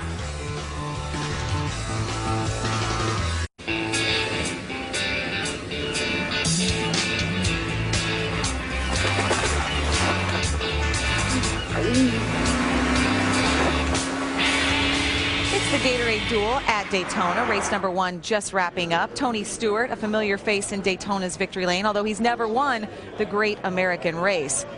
We also saw cars being crashed and hopes being crushed. 2 drivers, Michael McDowell and Robbie Gordon, racing their way into the Daytona 500. And speaking of cars being crushed, Jeff Hammond. Yeah, right here, riding along with Danica Patrick, and she's had a really solid race all afternoon, and you see her very comfortable inside that number 10 car. Looked like she was going to have a really good finish, but right there at the end, everything just kind of went the wrong way, and it was no fault of hers, but the end result was a pretty horrific crash. You see her right here, and watch, folks, right there at the end, she takes her hands off the wheel, hits that inside safer wall. I've not ever seen that out of any other driver. That's pretty impressive right there. Yeah, you commented on that right when you saw it. You said, I haven't seen that before. And this is actually Kevin Hamlin saying smart move by Danica to let go of the wheel. You hit like that at that angle, and the wheel whipping around can actually break your wrist. I think that's something, again, she had to pick up from open wheel and she brought to NASCAR. And again, I was very impressed with that reaction right there. And as you said, no fault of her own. She talked about her car now being wrapped up into a ball, if you will. But yeah, just one of the downsides of racing here at Daytona. Steve Burns caught up with a driver. With Kenny Wallace and his high school sweetheart and wife, Kim. And Kenny's been racing down here in Florida since January 31st in his dirt modified car. But Kenny, this is it. This is what's on the line, the Daytona 500. What are your emotions like right now, and what's your game plan? Well, I'm really focused right now. This is the way I've always got into Daytona 500, is race my way in. And, I said earlier that it would be hard to take a gift, Trevor Bayne making it in. So on the white flag lap, he was in, and then he wasn't in. So I was prepared for that. For some reason, I felt it. And here we go, and do the very best I can. All right, best of luck, Kenny. Thank you, buddy. I appreciate it. If Trevor Bayne had raced his way in, Kenny Wallace would be feeling a lot more relaxed. He would be in the Daytona 500. He will now race in dual race number 2 and will have to race his way in. That race is coming up next on Speed. Speed's coverage of the Gatorade Duel at Daytona is brought to you by DirecTV. Only DirecTV gives you dedicated driver channels so you never miss a second of your driver's race. Call 1-800-DirecTV. By Sunoco, the official fuel of NASCAR. Follow Sunoco Racing on Facebook. By Toyota, moving forward. And by Touch of Gray. Get the best of both worlds. This Friday, it's the return of Car Warriors, the only show where 2 teams of mechanics go head-to-head in a 48-hour race to build the ultimate ride. Car Warriors returns Friday following Truck Series racing right here on Speed. And if you are a fan of Car Warriors, you surely recognize this guy right here, Jimmy Shine. And you are not just the host, you're the judge this season on Car Warriors. Yeah, that's right. We changed the format this season. Instead of having 3 judges, I'm actually just me. Just me. I get to be there for the duration of the build, work with the guys. It's really good, really good. You know, Jimmy, in understanding how your role is kind of changing and evolving, you actually help the guys sometimes when they get stuck on something, Well, run chase parts, give them ideas, whatever you can do to kind of keep this thing rolling. Right. Well, you know, we all work together. I've got 2 lead techs that I work directly with, and they work directly with each team. So I work with Ray McClelland and Brad Fanshaw, and they assist the teams. I can't really put too much into it because then, of course, it'll affect my judging. Yeah. The guys are there. It is a competition. They're there to show me what they can do or can't do. Speaking of competition, you were out there watching dual race number 1. What do you think of what you've seen at Daytona? I tell you what, this is my first time to Daytona. I've always wanted to come here, and I've seen it on television, but until I'm actually here to see those cars go by, just the sound, the smell, the atmosphere, the people, everything, you know, combined, it's just really impressive. It's good to be here. I think we got a couple of candidates maybe for your show right there, especially Danica's car. Could y'all maybe effect the repair on that car maybe? I think we could help. Yeah. Well, I heard the show being sold as, if you want to see grown men cry, tune into Car Warriors because they're put under the ultimate pressure boiler. It's a pressure boiler in NASCAR, but 48 hours, that's all you give them to build a hot rod. And that's really tough. I mean, there's no question these guys can do it, but can they do it in 48 hours? That's the challenge. Episode 3 is the one I'm watching. I'm a 72 Chevelle guy, so I'm watching 3 Well, for you're sure. going to see the premiere right after the truck race on Friday. We don't even have to tell you what time because you'll already be watching the truck race. Just keep your television right there on Speed and you'll see the premiere of Car Warriors. Gatorade Duel race number 2 coming up next. Back at Daytona, drivers who are about to race in dual race number 2 getting ready for their chance to see what their cars can do. Let's go ahead and show you what happened in race number 1. And Jeff Hammond, it was a wild one right off the bat. Yeah, right off the bat right here, we see Michael McDowell. He gets in the back of David Gilliland, who turns him up in the outside wall, collecting the 42 car Juan Pablo Montoya, as well as Paul Menard, ending their day as far as this race is concerned, but they at least running the 500. Another driver trying to race his way in, Michael Waltrip, in complete deflation. He came on the radio, Michael Waltrip, apologizing to his team, saying over and over how sorry he was. That was his hope sort of right there. Here's one of the biggest hits of the whole first duel right there. The number 10 car, Danica Patrick, hard to the inside safer wall. Again, the car is just totally destroyed, but fortunately, she's able to walk away. And we said that was no fault of her own. Tony Stewart goes on to win dual race number 1. Tony Stewart, a multiple-time winner here at Daytona, but he's never won the Great American Race. Now we spin forward to dual race number 2. Kasey Kahne, he's already had an interesting speed week. So he went to a backup car in practice. Martin Truex, he will race in dual race number 2. All of these guys we know, they were watching that race number 1. Do you think they learned anything, Jeff? Absolutely. I mean, everybody goes to school whenever you're having an opportunity to see what the competition is bringing to the table, especially somebody like Ryan Newman. You know, his teammate and owner wound up winning that first one, so I'm sure he collected a lot of data. Well, Carl Edwards is on the pole for Sunday's Great American Race. Alongside of him will be his teammate, Greg Biffle. Greg Biffle caught up with Matt Yoakum. When you look at Greg Biffle's racing resume, he's got a July win here at Daytona. Would love to get a 500, and all starts today trying to lock in the spot of where you're going to roll off for Sunday's race. You watch the first duel. What was the biggest thing you learned? Biggest thing I learned, it looks like, a little calmer than it was in the shootout. So I'm happy to see that. And, you know, just being in the right place at the right time. It looked like a lot of fun up there dicing at the end. I just hope to keep my car going straight, not like maybe Danica, you know, got bumped there at the end. That looked like a bad wreck, but glad to see she's okay. Just want to keep this car in good shape. Start that 3 and 4 Fusion on the front row for the 500. Biff, he will roll off from the front row in duel number 2. The first time Jeff Gordon ever came to Daytona to run one of these duels was 1993, and he won it. How about today? We've got a great shot at winning it again today. What a race car and a race team that we've brought here to Daytona. A lot of hard work obviously goes into these cars and with every team, but our Drive to In Hunger Chevrolet has been really, really strong, and so I'm excited. Can't wait to get it all started. You know, that was an interesting first race. Fuel mileage was starting to play a role, then the late wreck, you know, and that battle and how guys got hooked up with one another to push to see who was going to win it. So, you know, I think we learned a little bit by watching, and we'll learn a lot more once we get out there for ourselves. Good luck with it. Thank you. Well, Jimmy, quite simply, what's the game plan in this dual race today? Man, just go out and run hard. I mean, everybody knows that you don't want to take any chances here to hurt your primary car, but it is a race, and there's stuff to learn. We do have a great backup car, although we don't want to use it, and I sound like all the other guys. You know, I want to go out and find that balance of racing real hard and try to win this thing and then take care of my car. Thank you. Good luck. Yep. Did I hear Greg Biffle say the race was calm? There is nothing calm about racing at Daytona. Absolutely not. These drivers are getting ready for their shot. Some drivers have their ticket in hand but are now scrambling to find out where their seat will be. You will see it all unfold next on Speed.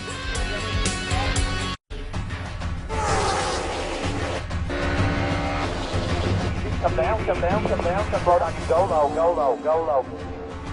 You could just feel that one start to come. Down to the apron, let's go. Get through there. Good job.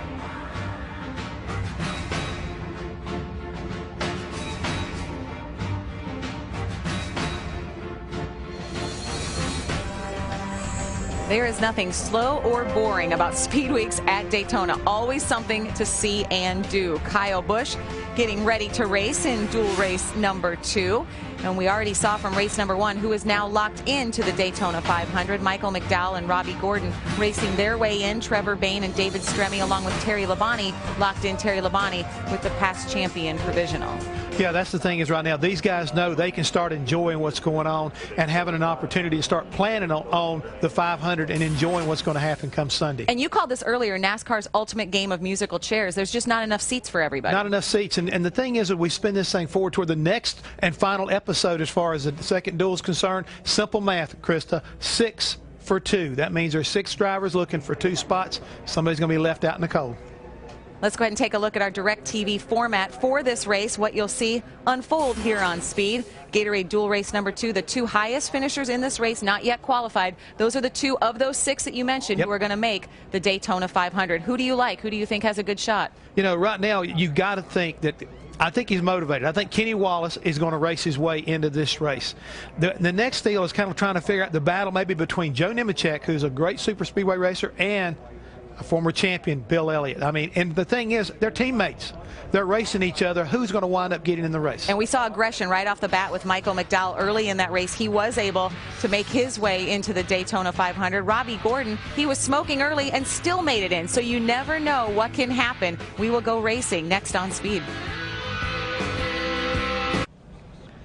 There is nothing like the Daytona 500. The Speed Social Garage is your all-access pass to Speed Weeks. Go to speed.com now and click on the Social Garage to join the conversation with Speed personalities, drivers like Casey Mears, there he is with his little daughter, and industry experts.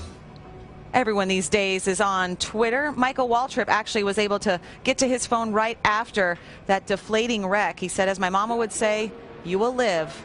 I'm glad I got friends. I know it was heartbreaking for Michael Waltrip in that race. Matt Yoakum has caught up with the driver. And Kurt Busch spends a lot of time on Twitter as well.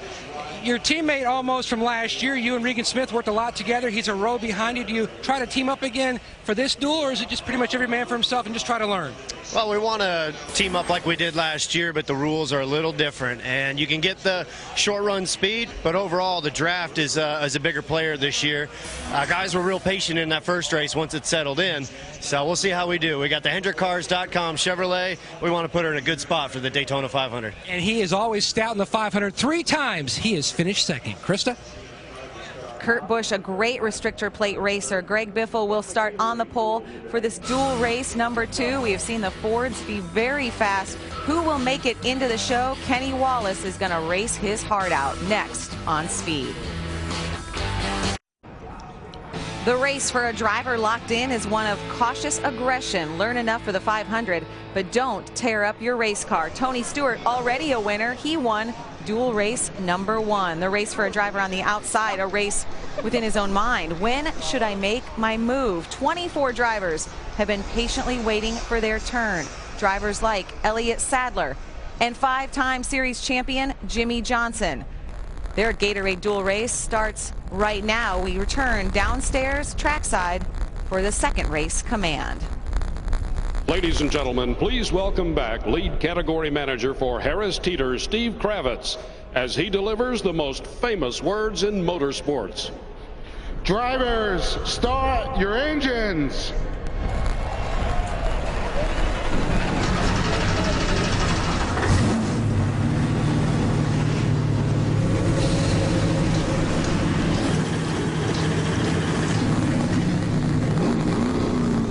Different agendas and priorities to learn, protect, win, survive. What did we learn from race number 1 and what will unfold in race number 2? Let's head upstairs and get the thoughts of Mike Joy, Larry McReynolds, and Darrell Waltrip. Well, thanks, Krista. Traditionally, if the first race is a wild one, the second one, things calm down. If the first race is relatively tame, the second duel gets really wild. Darrell, have we seen the wild one yet? I don't know. I think it's second verse, same as the first, to tell you the truth. I think the agenda is the same for everybody in this race. Guys that are in, let's gather information. Let's work on our fuel mileage, because that was a factor in the first one. Let's stay out of trouble and bring this thing home so we can tweak on it a little bit more for the 500. Let's don't come in on a rollback. That isn't going to do any of us any good. Larry, going into race 1, the drivers who were not yet in the 500 had a lot of different possibilities. Some had, like Terry Labonte, had as many as 3 different ways to make the race. But now that picture becomes a lot clearer for the drivers trying to race in race 2. Yeah, there's not a lot of what if. The what if is go up there and do exactly what Michael McDowell and Robbie Gordon did in that first duel race, get toward the front. But the one thing that I did learn from that first duel race, now that it's in the book, is the fact you probably don't want to pass up an opportunity to come to pit road early and at least get fuel. Denny Hamlin, the 11 car, led almost half of that first duel race. Because they stayed out, they were forced to make a green flag pit stop and finish way back in the pack. And Robbie Gordon said never give up, and ended up in the Daytona 500 when early in the race it looked like he might not make it.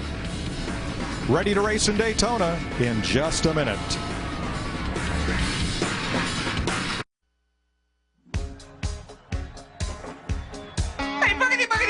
Let's go racing, boys. You're running with the big dogs now. Running like the shiny crowd. This is what the sweater thing was all about. So get up, go. You're running with the big dogs now. Everybody likes to shine and hear the roar of the crowd. This is what the sweater thing was all about.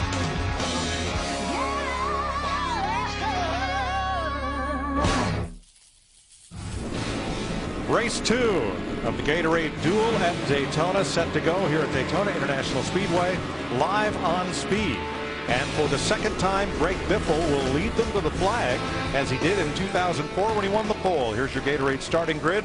Biffle and Casey Mears in Fords on the front row.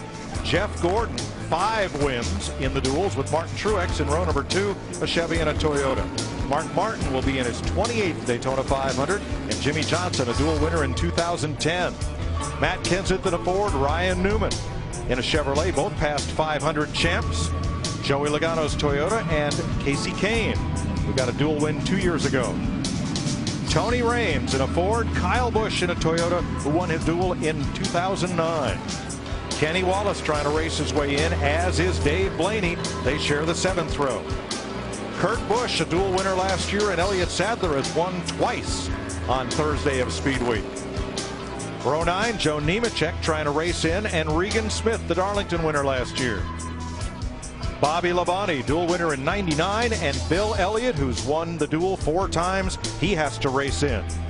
David Rudiman is in the show Sunday. Robert Richardson Jr. trying to race his Toyota into the 500.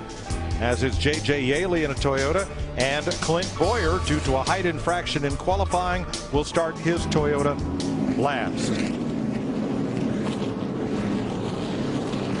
Saturday night, a performance that certainly made my plays of the week. Kyle Busch, lose it, catch it, lose it, catch it, throw it away, bring it back, and then bring it all the way to victory lane after truly a wild night. You know, Mike, first time lucky, second time really good. Let's see if we can get that young man on our radio here. Kyle Busch, DW Speed Booth, buddy, got a copy? Yeah, man, right here. What's up, DW? Man, we just watched some of your handiwork from Saturday night. What do you think might happen out here today? I hope we don't need too much left of that. That was certainly for entertainment purposes only. We're here to race today, so hopefully we can keep this M&M's Camry in one piece and have a good, solid Daytona duel. We'd like to win the thing, sure, but we also know where the bigger prize lies, and that's keeping this race car for Sunday. So we can expect you to be a little conservative today, right? Well, I wouldn't say anything wasn't conservative on Saturday night either. It just kind of turned into being a wild one. You know, a lot of guys going for everything it was worth, and no points on the line, and a special race car for that race. So today it was a little bit tamer, it seemed like, in the first duel, and hoping for something more of the same here right now. 10-4, bud. You're the man. Put on a show. I appreciate it, guys. Thanks. He'll be coming from 10th place on the starting grid. Let's get down to pit road for late breaking stories. Dick Berggren. Jimmy Johnson has had to start these 150s from the back in 3 of the last 4 years. Engine changes, backup cars. Today he will start 6th, despite some issues that he had in technical inspection. The strategy is simple. Go to the front and win this thing. Steve Burns. Kasey Kahne's been waiting patiently, Dick, 18 months to drive for Hendrick Motorsports. He's off to a bit of a rough start. He had some cleanup meniscus surgery on his left knee before he came down here. Yesterday in second practice, tore up his race car. Kenny Francis said they've gone to the backup car, which they really don't know that much about. Mark Martin drove it some last year, but this race is really just to get their feet wet with this race car. Matt? Steve, what a year it's been for Regan Smith. A year ago, he finished 7th in the Daytona 500, won Darlington, and then got married in the offseason. Enters this season with more confidence going into his season than he ever has had before. Very fast race car, starts mid-pack. He told me he learned a lot from the duel number 1 that he'll use on Sunday in the 500. The biggest thing he wants to work on during this duel is just timing. See how the packs form and how late they form and when you have to try to make your move. Mike? Thanks, Matt. Let's, as Larry said, the picture now becomes clearer for the go or go home drivers in this second duel.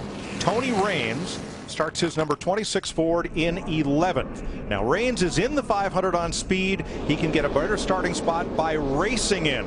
But remember, Front Row Motorsports has already wrecked 1 car, and that takes away 1 of their only 2 backups. So Raines will start 11. Dave Blaney in the 36. Has to race his way in. All of the speed spots above him are taken. Joe Nemechek, Kenny Wallace that is. Kenny Wallace could get in on speed if Tony Raines races in. Otherwise, Wallace has to be one of the first 2 in this group to finish. Joe Nemechek must race in. No speed spot available for him. Alongside him there, Robert Richardson, who also must race into the show. No speed spot for him. Now Bill Elliott is in the 97. And curiously, if Raines and Wallace race in, Labonte's in on speed. And Elliott could get the past champions provisional. Otherwise, he and J.J. Yaley in the 49 have to race their way into the 500. Looks like to me, Tony Raines, he does not want to jeopardize this race car for the Daytona 500. He has dropped to the rear of this field as well. Like race number 1, will go 60 laps, 150 miles. And a pit stop, which it looked, Larry, like in race 1, maybe some drivers made that initial stop too soon and had to rethink it? Well, I still don't think you pass up an opportunity, because several of those drivers, like Kevin Harvick, Jeff Burton, they did come back in at the tail end of that caution and topped off. It's hard to pass up an opportunity in this short of a race to get that thing full of fuel in the caution.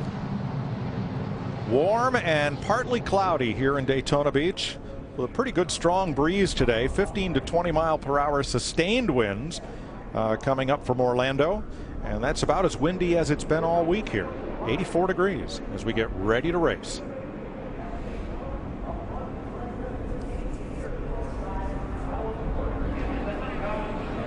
Greg Biffle, second front row start in the 500.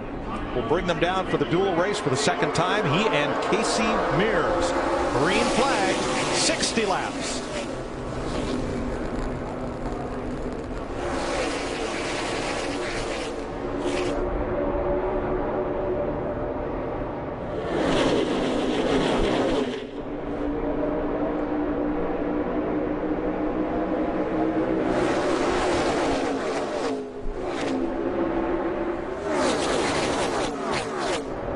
Looks a lot like a pace lap, but they're building speed toward 190 miles plus per hour. I think we're going to see tandem racing. We'll see a little bit more of it in this race because there are a lot of teammates in this race that may want to elect to work together just for a little experiment for Sunday. They are not bashful. They are 3 wide, 4 deep coming through turn 4 to complete lap 1.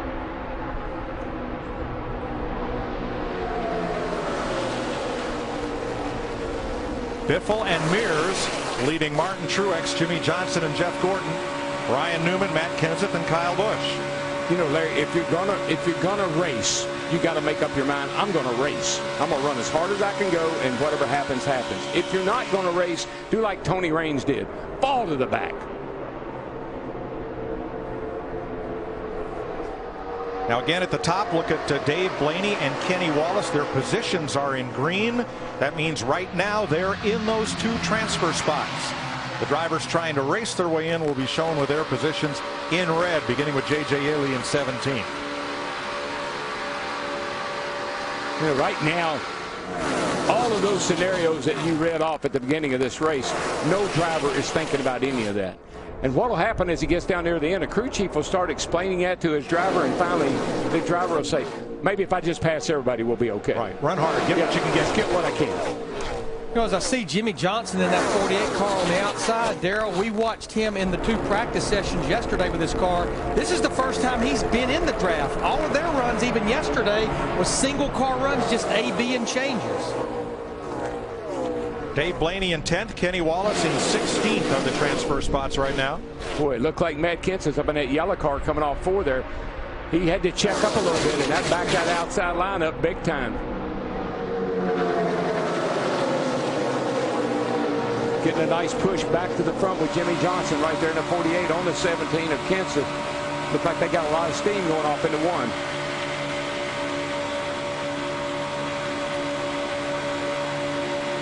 You just got to stay to the right of that rear bumper, man. You just got to stay over on that right side. The left side on these cars is so sensitive. You can spin out on the straightaway. Excuse me. Logano went to the top. Ryan Newman behind him went to the bottom. You know, as I look at Casey Mears in that 13 car, you think about he and his race team. That's a team that missed the 500 last year. They worked hard during the season, got in the top 35, made the swap to Ford. They come to Daytona for Speed Weeks, qualify 5th, still up there at the front. Yeah, he and his crew chief, Booty Barker, I think they have a lot to prove. I think they want to prove they're a good race team. They've obviously got a great race car down here. I'm pretty sure they're going to run as hard as they can. Kenseth and Johnson forged to the front and now drop to the inside lane. They are out front. Dick Berggren. Kenny Wallace has just radioed his crew and said he is wide open and can't keep up. Wallace is 17. Blaney and Nemechek in the 87 are in the transfer spots. That's Wallace in that silver and green 09. But I think we still have to stress a long race, long way to go. You still got to make a pit stop, just like Robbie Gordon in that first race. Right. Don't give it up. You don't count anybody out right now, except J.J. Yeley is in trouble. Yeah, he's down on the apron. He's coasting. His engine's obviously off and got a problem. The second generation sprint car driver from Phoenix. Had some strong runs last season in the Sprint Cup Series. But Mike, that's Kenny Wallace at the back of this pack. Sometimes when you're right there, you're kind of in a hole almost. I bet if he gets that car up in there amongst other cars, he'd be surprised how good he can run. Seeing a couple of the Joe Gibbs drivers, Joey Logano in the 20, Kyle Busch in the 18. We talked to him on the pace laps, starting to work the high line. 6 laps complete. Kenseth remains the race leader from Johnson and Biffle. These guys are like any athlete. They're saying, yeah, I'm going to take it easy. I'm not going to take any chances. That's for about 5 laps. And then that's all out the window, and it's who can beat who.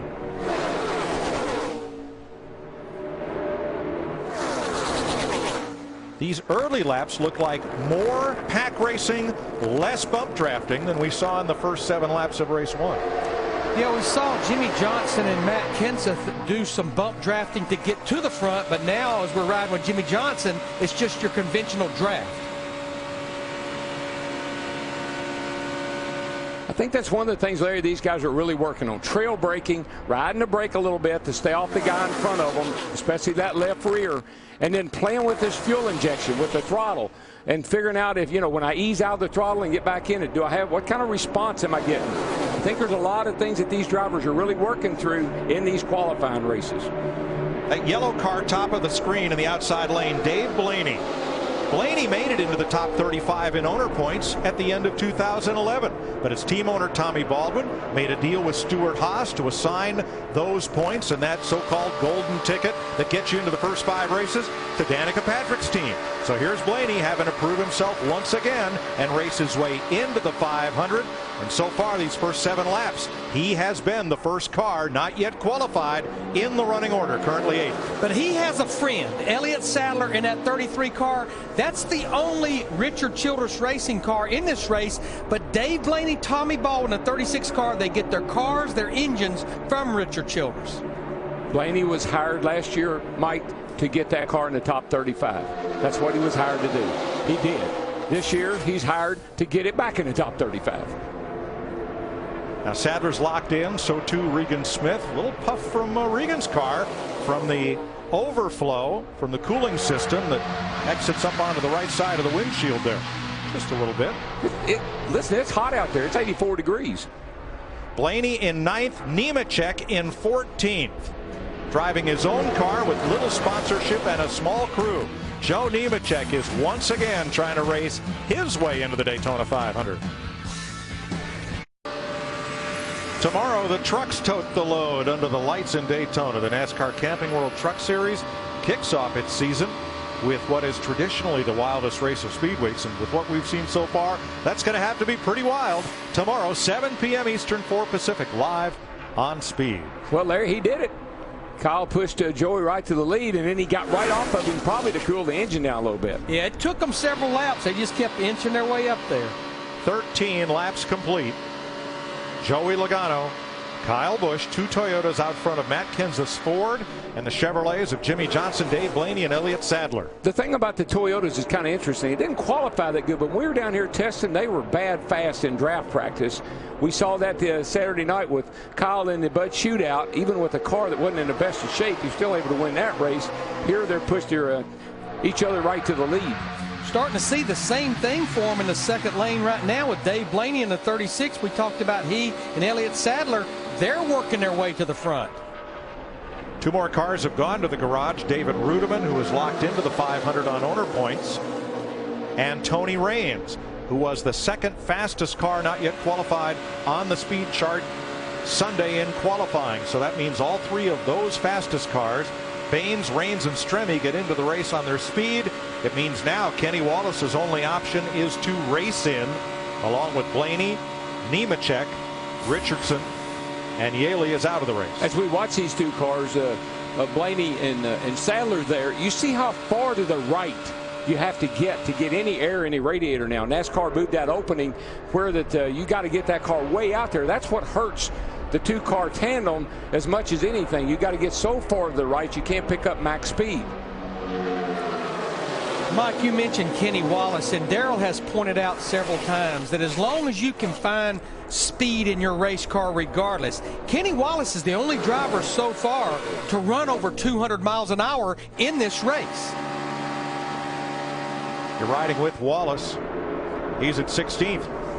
And Elliott Sadler in the 33, did he get against the wall when he went way high in turn 1? Oh, I think it was a combination of things. Blaney in front of him and Gordon right under him, and it got him loose and shot him up the hill. That's a product of this lower spoiler that we got down here this year. Cars get in the right spot, it makes them wicked loose. Blaney drops to 6th, having lost his wingman, but still has a pretty good cushion on Joe Nemechek in 14th. They're in the transfer spots. Kenny Wallace 2 spots away, and Bill Elliott in 20th. Richardson 21st. We've reached the point of this race now, Mike. Should we get a caution, all the drivers would come to pit road and there would be no issues on making it to the end. We've crossed that window now. Matt Kenseth giving a boost to Kyle Busch. Steve? Mike, an update on Ryan Newman in the 39. His teammate Tony Stewart won the first race. On the other hand, Ryan says, there's nothing I can do. I'm wide open, but I can't go anywhere. This is frustrating.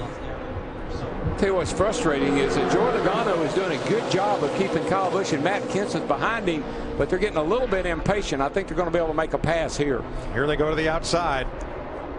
Busch, Kenseth, and Jimmy Johnson, then Blaney to the outside, leaving Logano on the bottom. Now Logano's going to get a little help from behind.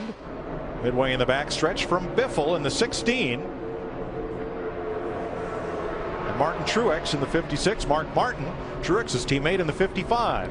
Both those drivers, they've been fast the entire speed weeks. Martin Truex and Mark Martin driving for Michael Waltrip Racing. I think 2 guys that would like to get hooked up if they could is Jimmy Johnson, 48 there in the 3rd car back, and Jeff Gordon right behind Blaney in the 24 car.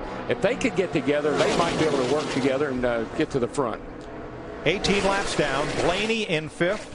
Nemechek and Kenny Wallace fight side by side for the bubble spot. And we talked about Kasey Kahne at the top of the show. In that backup car, said they didn't know a whole lot about this car, started at the tail of the field.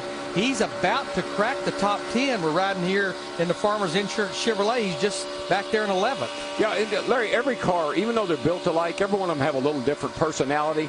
Takes you a few laps to get comfortable in the car, kind of know what it's going to, how it's going to steer, how it's going to drive. I think that's what Kasey was doing, getting comfortable in the car before he makes a move. And we see here Kurt Busch in the HendrickCars.com Chevrolet. He's doing a good job of hanging in there right now, too, in James Finch's car. He was puffing a little bit of water out the overflow there, and Busch currently is 16th.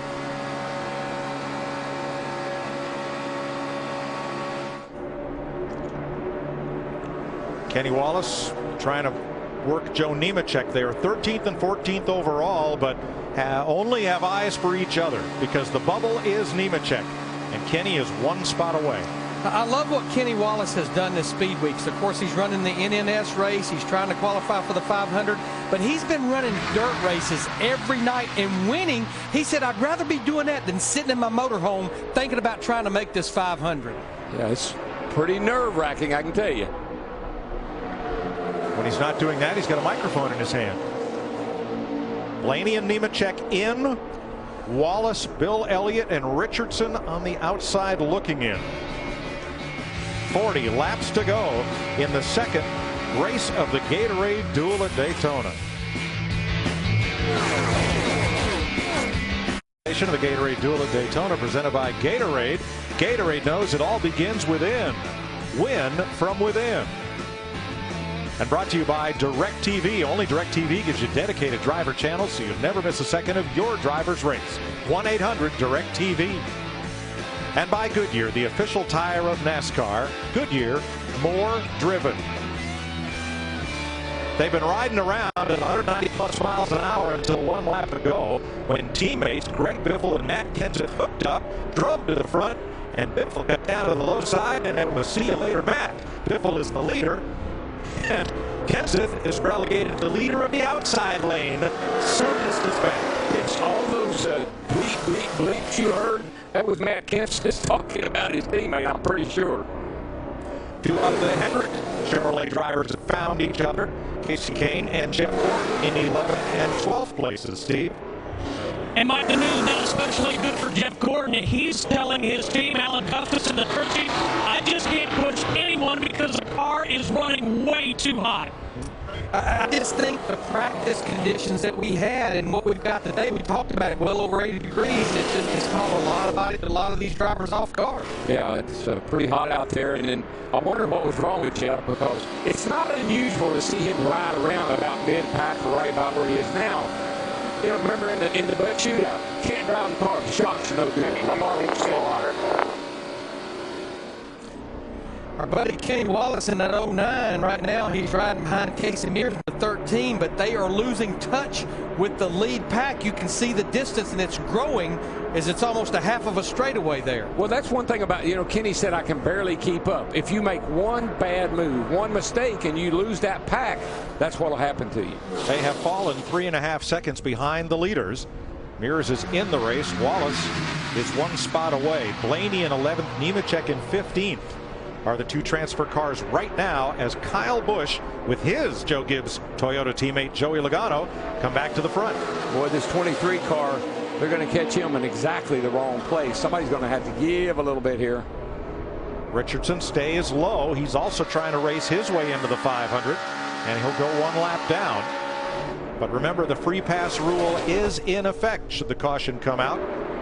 The first car one lap down would be moved back onto the lead lap before the restart. Our top 15 drivers, you can see them there. They're 2 by 2 all the way back in less than 3/4 of a second of each other. What I'm seeing in this race versus the first one, though, is that gap. Everybody's maintaining they're minding the gap, Larry. And they're just kind of maintaining that and not running over each other. Well, but I think one reason they're having to do that, Darrell, we've already documented several of these drivers running a little warm on water temperature. And remember what Dale Earnhardt Jr. said after the first Duel race. He said, I can't do anything down the front straightaway because of the headwind. Can't push anybody, hard to make a move. Tailwind up the backstretch, headwind down the front straightaway. Matt? And Larry Mack, to further add what you were talking about, that's exactly the issue for the 20 car, Joey Logano, and the 56 of Martin Truex Jr., both running extremely hot. Logano about 230 to 250. The same thing for the 56 of Martin Truex. He's about 240, and he's pushing water again. That's why he's trying to duck out a little bit and try to get as much cool air as possible. And Darrell, I think this is something NASCAR will have to look at before Sunday, because the way the rules package are, there's not anything they can even do on a pit stop. You have to run that opening that they have. And Kenny Wallace sees his chances to make the Daytona 500 getting smaller out his windshield as he's lost the draft, and he has lost. Casey Mears has moved ahead of him trying to catch the front pack. Steve? Mike, add Kurt Busch to the list of those concerned about water temperature. He's said for the last 9 laps he's up around 280 degrees. Whoa, you can't be there, buddy. 230 is a kind of okay. Anything above that and you're starting to get in trouble. You lose power, you're going to hurt the engine. The first Duel race had a caution at lap 9 that allowed things to cool just a bit, but we've been green flagged from the start here for 29 laps, halfway next time by. Greg Biffle, Jimmy Johnson, Regan Smith up for 3rd, and Elliott Sadler has rebounded for 4th ahead of Kyle Busch, Casey Kane, and Joey Logano. Yeah, Mike, you literally, when you fall back, you just kind of pick your way back to the front. You just get one on the inside, one on the outside, get a push, and first thing you know, you're right back where Elliott is after falling all the way to the back. Dave Blaney in 12th, Joe Nemechek in 15th are the transfer cars right now. And Kenny Wallace has fallen 14 seconds behind. He and Bill Elliott, Robert Richardson Jr. still trying to make the race. Dick? Kenny Wallace has just told the crew that the engine feels as if it is seizing up. Well, that's just a shame. That deal came together so late. It's his NNS team that he races with full time, and just getting slower and slower. Let's listen, Larry, see if we can hear anything. Last lap for Wallace was 49.86. That's 4 seconds off the leader's pace. I will say this. When you're not up there in that lead pack and you're running alone like he is right now, sometimes that engine does feel like it's about to quit. But Wallace has to stay out there as long as he can. That's his only shot to make the 500. Oh, yeah, until he gets lapped. Until I want a lap down, I'd ride until they at least come around to lap me. And then I got a lap down, I might do something different. Biffle and Johnson leading. Biffle's owner, Jack Roush, has never won a Gatorade Duel race at Daytona in 24 years of trying. Sunday, get ready for the Daytona 500 with America's most comprehensive pre-race show. NASCAR Race Day. Pole sitter Carl Edwards, Sprint Cup champ Tony Stewart, newcomer Danica Patrick, and more on NASCAR Race Day, fueled by Sunoco. Live from Daytona, Sunday, 9 a.m. right here on Speed. Greg Biffle leading, 35 laps down of 60. No change among the front four. Casey Kane runs in fifth. Kenny Wallace, trying to get in the race, was caught up by a pack of 3 cars, but he was unable to tack on and stay with them, leading to frustration and desperation. Run by itself. You got to stay in the pack. We're done now. What do you think? I just wanted him to go by me? That's not what I'm saying. But you got to stay with him. Do the best you can. Dick Berggren. Kenny Wallace has determined that the fuel pressure has dropped to 40 pounds, Mike, and that they think is really the problem. It's not that it's blowing up, which they thought it was originally. He just doesn't have enough fuel pressure to the injectors. Thanks, Dick. One other car may be in trouble. Matt. My concern in the 78 pitter, Regan Smith, about 6 laps ago, he keyed the mic and said, I've got a vibration, which is getting consistently worse. It's changed pitch. I think they may be losing the engine. Remember, he was one of several cars that were running very warm earlier in this duel. Yeah, once you run so warm and it stays there, you definitely are going to get the engine in trouble. Now, the situation we're getting within about 6 to 8 laps of what's going to be green flag pit stops. You would think that may help these drivers that are running warm. There's still not much you can do. In fact, you hit pit road, they may even start running warmer. Larry, down here before, I've been down here when the wind is gusting like it is today, and it would play with your mind. The car would buff a little bit. The car would buck up and get air under a little bit. It would mess with the air going in the air box, and you would swear something was wrong with your engine. But really and truly, it's just the wind. Kenny Wallace coming in, making his fuel stop, hoping to cool that car down just a bit. NASCAR has said pick up your speed. They do have a minimum speed each car must maintain. Dick? Well, there's not much that they're going to do about that fuel pressure problem, Mike, and that's really what they need to do to fix this thing, although they are working in the trunk in the area of the fuel pump, hoping that they can do something about that. He's pitting all by himself here on pit road. He'll have no partner with which to race. Yeah, with electronic fuel injection that we're running for the very first time, all of the fuel pumps, the electric fuel pumps, are in the trunk of the car. Yeah, there are 2 of them, and I guess there's a chance one could go out, and that would affect the pressure. Pit stops begin. Bill Elliott, Bobby Labonte, and the 15 of Clint Boyer are on pit road. It's 3 drivers that had well lost the draft, and they decided to hit pit road together. Joe Nemechek in the 87's on pit road. Deals being made. When will you stop? Well, when do you want to stop? Because you don't want to come off pit road by yourself.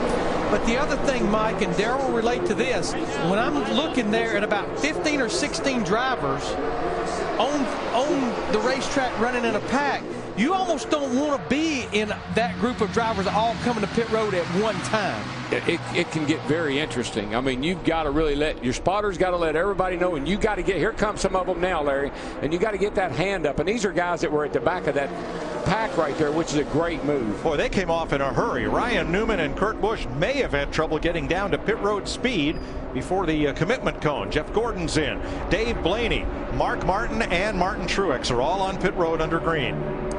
Steve. The plan for the 24 of Jeff Gordon, of course, he's been running hot, right side tires and fuel, right sides only. That was about half of those drivers. I think in the next lap or 2, you'll see the rest of them hit pit road. And the right side tires completed on the 56 of Truex. He spent the last lap trying to duck that car out to get as cool as possible. His temperature continuing to climb. Joey Logano comes in this time with his Joe Gibbs teammate Kyle Busch. Matt Kenseth is in. Robert Richardson all pitting on this lap. A lot of fuel only. Dick? Well, they haven't been exactly happy with the chassis on Matt Kenseth's car. Matt. And Jason Ratcliffe calling the shots on the 20 car, Joey Logano. Right side tires only, no adjustments. A little bit of trouble on the right front. Steve. Chassis adjustment for Kyle Busch. Matt said he wanted a little more rear grip, right sides only for Kyle Busch. Kurt Busch will receive a pass-through penalty. Too fast on pit road. He'll have to come down pit road at pit road speed as everybody continues under green. Fortunately, he's locked into the 500. And here come the leaders. Greg Biffle, Jimmy Johnson come to the pit lane along with Regan Smith, Kasey Kahne, and Elliott Sadler. Dick. Jimmy Johnson on pit road. The plan for the number 48, fuel only. Matt. And the 16 of Biffle is already in. Tires coming off, going on, topping him off of fuel. No adjustments. Meanwhile, fuel to the 78 of Smith. Steve. Kasey Kahne, right side tires for him. Also a track bar adjustment for Kahne. Right sides only. You're one of those drivers that went with fuel only. You had enough of the other drivers that did it. You're going to put some distance possibly on those that went with right side tires.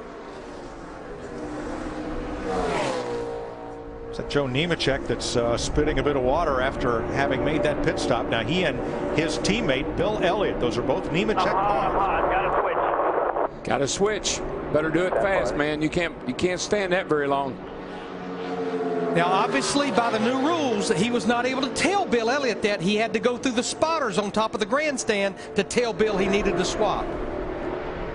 No driver-to-driver communication permitted this year. Last year down here, Larry, when they would be hot like that and you would switch, it would cool the engine off so quickly that that's what really was damaging some of the engines. 17 laps to go. Greg Biffle back to the lead with Regan Smith, Jimmy Johnson, and Elliott Sadler. 14 laps to go after pit stops. A 7-car breakaway at the front of this event with 14 to go, and not among the leaders right now. Kyle Busch, who is backdrafting with Joey Logano, trying to catch the lead pack, but not having a good day of it. Something's terribly wrong with the front end of this car, but I don't know what it is. I've been scared to drive it the whole race. I don't know. I'm trying to figure it out. Steve? And Mike, just heard crew chief Dave Rogers say 10-4, we're going to change the motor after this race. That'll make it drive better. I guess he's waving there. He's got a. Looks like he might have a problem. And actually, he's losing ground to Joey Logano just in front of him. Yeah, I think he's got a problem. He was spitting a little bit of water out the overflow, so maybe trying to get some air there. The teams are allowed one engine change between today's Gatorade Duel and the 500 without penalty. Now, of the go-or-go-home crowd, 2 of them are still on the lead lap. Dave Blaney has been the leader of that pack all this race. He's in 11th place for Tommy Baldwin, and Joe Nemechek driving his own car in 14th.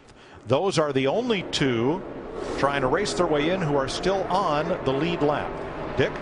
Radios have been in action, Mike. The number 48, Jimmy Johnson, and Elliott Sadler in the 33 are going to try to team up and go tandem at the end of this race to try to win it. But you know, Mike, one of our themes of the day, talking about Joe Nemechek, he has well lost touch with the lead pack, but we said you needed a friend. Well, right now, his friend is the other driver's car that he owns, Bill Elliott, who is a lap down. They need to stay exactly like they are right now for 11 more laps. 11 to go. Michael Waltrip joins us from the Hollywood Hotel. And Michael, certainly not the day you wanted, but gave it a great effort, and looks like you've got your seat for the 500.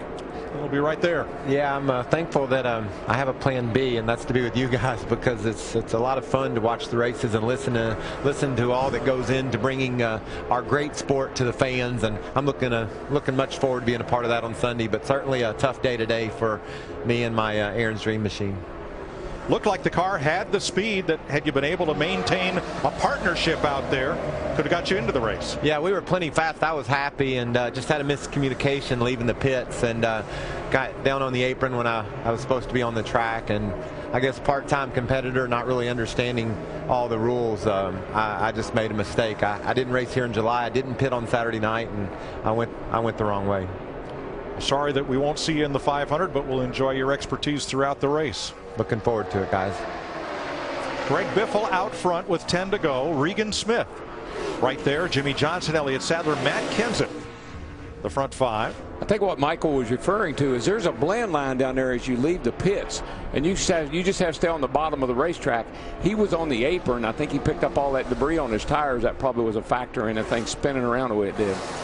You know, a classic case of a couple drivers that lost the draft early are right there behind our lead pack. Bobby Labonte in the 47, and we're riding with Clint Boyer in the 15. But you can see ever since those green flag stops, they've been able to stay touch with that lead 5. But they are a lap down. Of course, the caution comes out. Whichever one of these two drivers is in front of the other would get the free pass. Well, there's a man right there in that car that could have almost won the Daytona 500 down here last year. He was sitting in a really good spot on the last lap coming to get the checker. Yeah, ended up finishing 4th. They lap past Kurt Busch, who had to serve that penalty for being too fast exiting the pits on his stop. Busch came back up to speed, but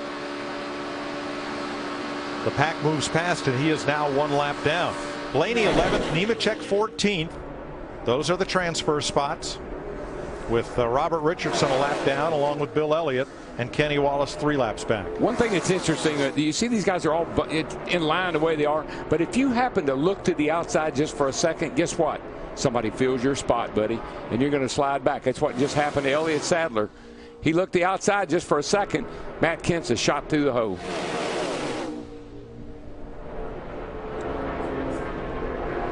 Seven to go this time by. Greg Biffle trying to deliver Jack Roush and Roush Fenway Racing their first ever win in the Gatorade Duel. Well, he's been bad fast.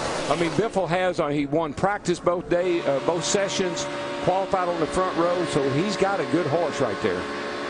Jimmy Johnson had been in the top 5, and now you see him backslide in that top groove, pick up the tail end. Elliott Sadler trying to help Johnson come back. I think Jimmy felt like he needed a pusher. Where he was sitting, he wasn't going to get any help. And I think he felt like if I fall back here and pick up another Chevrolet, maybe they can get up on the outside and come back to the front. Steve? Tough day for Ryan Newman, about to come to an end, Mike. His temperature is up to 290 degrees. He said he's pushing water.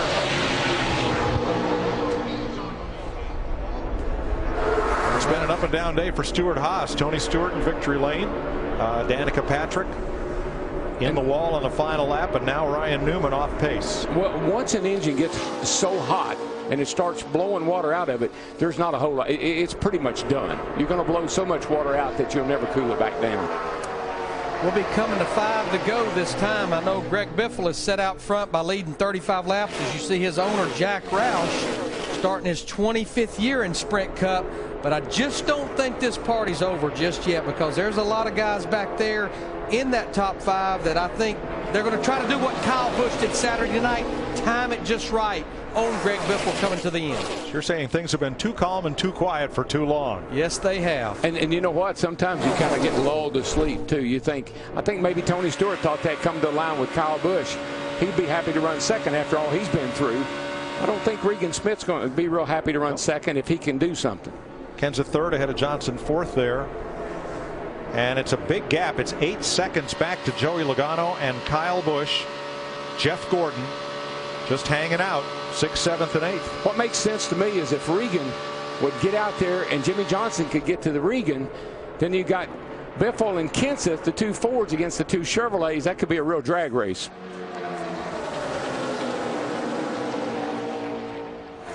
Four laps to go.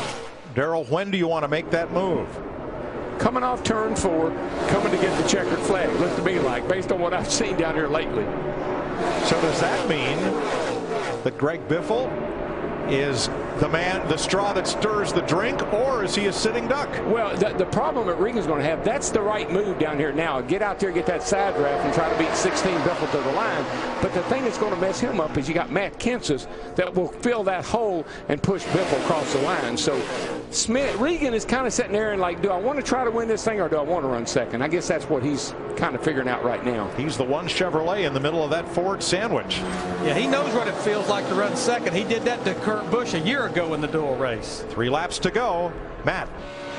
Dick Berger documented the 48 and 33 teams trying to work together where Sadler would push Johnson. Sadler's comment back to his spotter simply was, I can't do it for very long because I just simply cannot keep my car cool enough. It just keeps getting hotter. I try to duck out to keep it cool. No dice. Yeah, he had trouble right there. He's going to lose contact with Jimmy Johnson, and he's going to fall all the way to the back of this pack. Sadler in the 33. I don't know what happened there, but he fell off in a hurry. Now the 3 cars that moved up, though, are lap down cars. And that's Bowyer, Labonte, and Busch. 2 to go. And again, Biffle brings him across. And here comes Bowyer, who is a lap down, trying to spoil his party. But watch these 2 drivers on the outside. Watch Matt Kenseth in that 17 and Jimmy Johnson in the 48.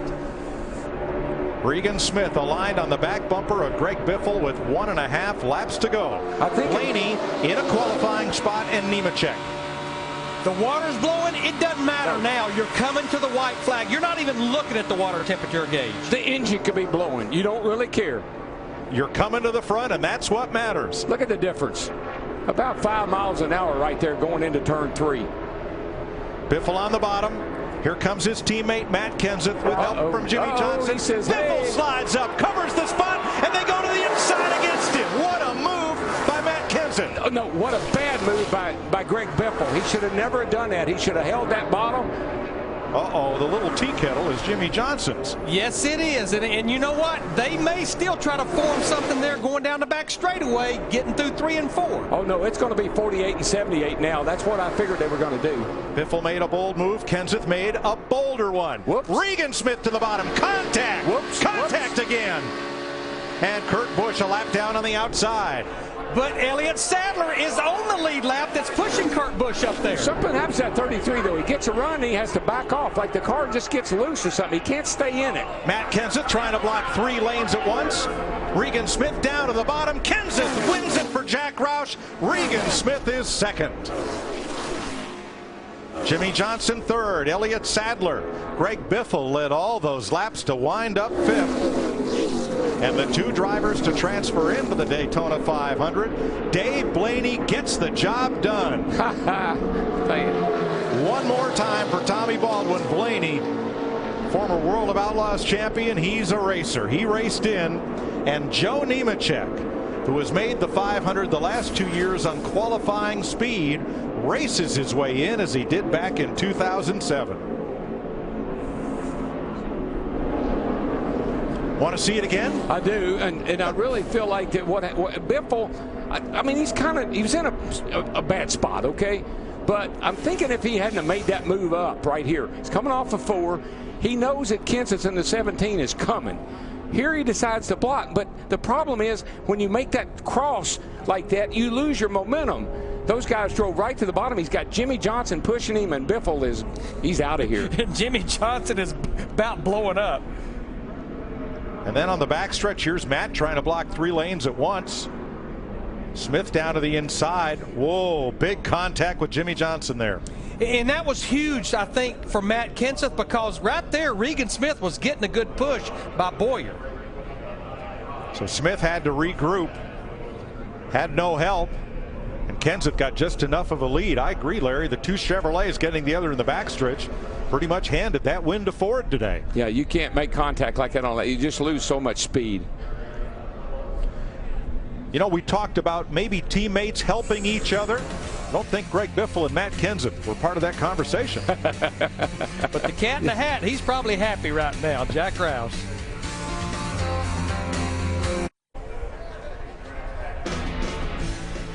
Matt Kenseth wins Gatorade Duel number 2 to earn a spot on the 2nd row for Sunday's Daytona 500. And here's your touch of gray, winning touch. Greg Biffle on defense tries to come up and cover the spot. Watch Matt Kenseth grab a bit of wheel off the bumper of Stanley Steamer there, Jimmy Johnson. And Kenseth drops right to the bottom with 1 lap to go and sails off to win it. His first duel win in his 13th try, Steve. former Daytona 500 champion, Matt Kenseth, to victory lane. And Matt, talk about the winning move, the move you pulled on your teammate, Greg Biffle. Well, really, I was back a little bit, and I was kind of waiting for Jimmy, and Jimmy worked really good with me today. He gave us a push to get us to the front early, and I was going to try to make a plan with him, and he got out of line one time, so I got up there to try to help him, and not sure how we got in front of him, but he gave me really the push to win. And this Ford was so fast, thanks to Doug Yates and the guys in Engine Shops. They've been pretty stout all weekend. And real quick, I need to thank Best Buy, Sprint, Valvoline, Zest Soap, and for sure Gatorade. These are great races. First time I've been able to win one of these things. All right, now I saw Jimmy Fenwick, your crew chief, with his palms up like this. What was he saying? So I'm so bad at it. They're like, it must have been an accident. How else did you end up down here? So this car was really fast. When we got out front early, I could feel it had a lot of speed, and made a few wrong moves, shuffled to the back, but able to get it to the front there at the end. All right, congratulations, Matt. Let's go to Mike Joy.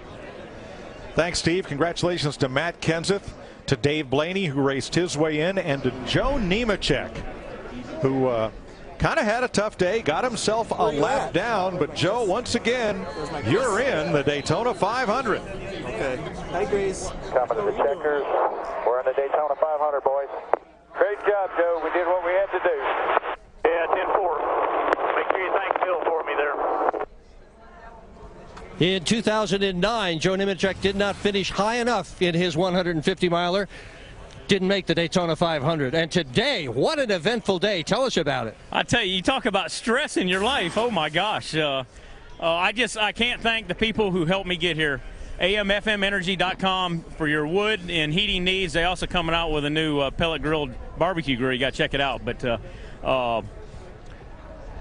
it's just incredible. I mean, during the race, when we pitted, I had to pit at least one lap, maybe 2 laps early because the fuel pressure gauge went down. So I didn't know if I was going to be out of gas. Just luckily, my teammate Bill Elliott was on pit road at the same time, and everybody mind their P's and Q's out there pretty good. Man, I tell you what a relief. I tell you what, there's been a lot of Tums taken this week. People just have no clue how hard it is, and working with very limited funds. We do a lot. Mom's pulling for me. My wife and kids are here. It's a big day to make the Daytona 500. What they have a lot of in this team is a lot of heart. Matt?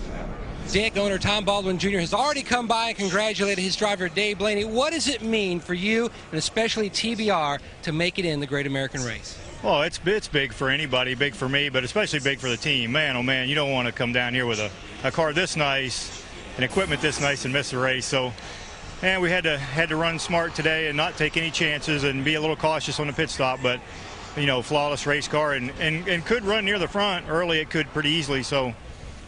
Just relieved, I guess. Good luck on Sunday. Mike? Great job by Blaney, who always seems to drive to the occasion.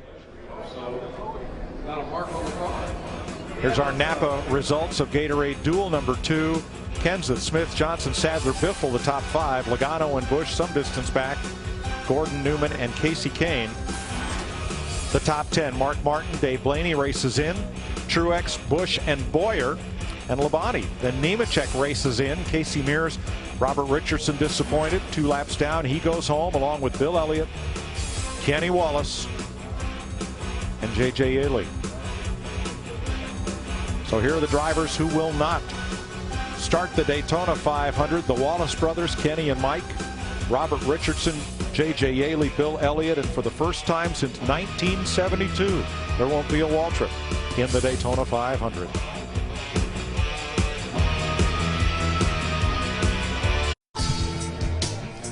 Here's a look at the Gatorade starting lineup for the Daytona 500 this Sunday on Fox, with 3 Roush Fenway Fords in the front 4 spots. Edwards and Biffle won the front row last Sunday. Matt Kenseth wins his qualifier. So does Tony Stewart, who has 3 Chevrolets in that pocket. Stewart, Earnhardt Jr., and Regan Smith. Marcus Ambrose has been fast all week. So too Jimmy Johnson. Jeff Burton, Elliott Sadler, Michael McDowell. Great job racing his way in. Logano, Harvick, Busch, Allmendinger, Jeff Gordon back in 16. And a look back through the rest of this starting lineup, a mixture of veterans and rookies and hopefuls. Nice job by Dave Blaney to race his way into the show just moments ago. Danica Patrick will have to shake off the effects of that hard crash at the end of duel number 1. as she starts from the 15th row with Clint Boyer. Paul Menard deep in the field. His car had been fast all week, but he got caught up in that wreck with Montoya and Gilliland. Joe Nemechek races in. Tony Raines and David Stremme, that little team with total personnel 8. But he's in the Daytona 500, and Terry Labonte gets the Champions Provisional. Jack Roush celebrates with Jimmy Fennick as we look ahead to the great American race and the Fords that won the front row and were so fast today. Darrell, they got 3 Fords, 3 Chevrolets right with them, Toyotas, Dodges, and boy, it's going to be a big deal on Sunday. Oh, you know, we didn't see a lot of 2-car tandems, and it didn't work out like I thought. I thought teammates in this race, particularly the second one, might have worked together to try to win this thing. But if you saw with Kenseth and Biffle at the end, there were no team orders. So it's interesting how things will shake out. I think one thing that lived up to what we always thought, though, the first one pretty wild, the second one pretty tame. Yeah, and I think one thing that we learned today, and of course it's going to be a little cooler on Sunday, but that's going to help this engine situation, but a lot of drivers overheating. I know the Fords are fast, like you mentioned. All 3 of the Roush Fenway Fords, the first 2 rows, but can Tony Stewart, in his 14th try, he's had a good speed weeks, can he seal the deal on the Daytona 500? Oh, we'll find out Sunday.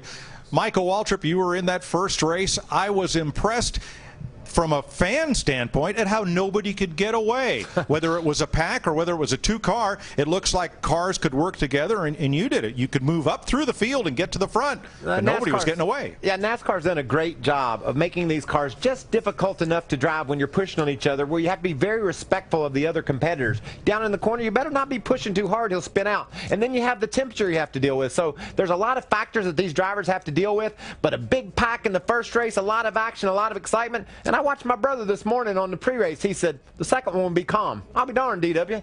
You know something about what's going on out there, don't you, brother? Hey, Mike, when the temperature starts to go up, how much time have you got to get it? How long can you run behind somebody with the temp going up before you got to bail? Literally a half a lap, Darrell. I don't think that car, I don't think Jimmy Johnson had enough engine left in him to continue the speed. They just lose so much power when they go up around 260, 270. He was blowing water. They were pretty much done when they took the white flag. So I think about a half lap's all you got, and you really have to manage your temperatures during the course of the running. I know, Michael, you came in here and sat with us. I feel like the Hollywood Hotel turned into Heartbreak Hotel when you came in. We feel so badly for you. But you pointed right to this. It was a race record speed in that second duel. Yeah, if you like fast speeds and you like high banks, you better tune in to the Daytona 500 on Fox, because 194 miles an hour, that's amazing. They ran 150 miles at that kind of speed. It's going to be jam-packed action on Sunday. Well, your buddy Dale Earnhardt Jr. said it will be epic. Do not miss this sort of racing, because what we'll see on Sunday, the coverage at Daytona International Speedway for NASCAR's biggest race, it's on Fox. Defending Sprint Cup Series champion Tony Stewart, and don't forget about rookie Danica Patrick, highlighting a full field of drivers looking to take home auto racing's ultimate prize. Fox Sports is proud to bring you exclusive coverage of the Great American Race, Sunday at noon Eastern, 9 a.m. Pacific. Of course, the duel all about drivers like McDowell, Robbie Gordon, Blaney, Nemechek. They can tell their friends they'll be racing on Sunday. Matt Kenseth wins, so does Tony Stewart. Larry McReynolds mentioned that Tony Stewart trying to win his very first Daytona 500. Matt Kenseth has won it before. Of course, Trevor Bayne wrecked in the duel last year, Michael, but went on to win the Daytona 500. Danica Patrick hoping history repeats itself. Yeah, DW won his first Daytona 500 in his 17th try. I won my first in my 15th. Could be good for Tony Stewart. It's 14th. We love the numbers. There will be some sleepless nights for drivers as they try to formulate a game plan. More coverage on Speed with Victory Lane and John Roberts right now.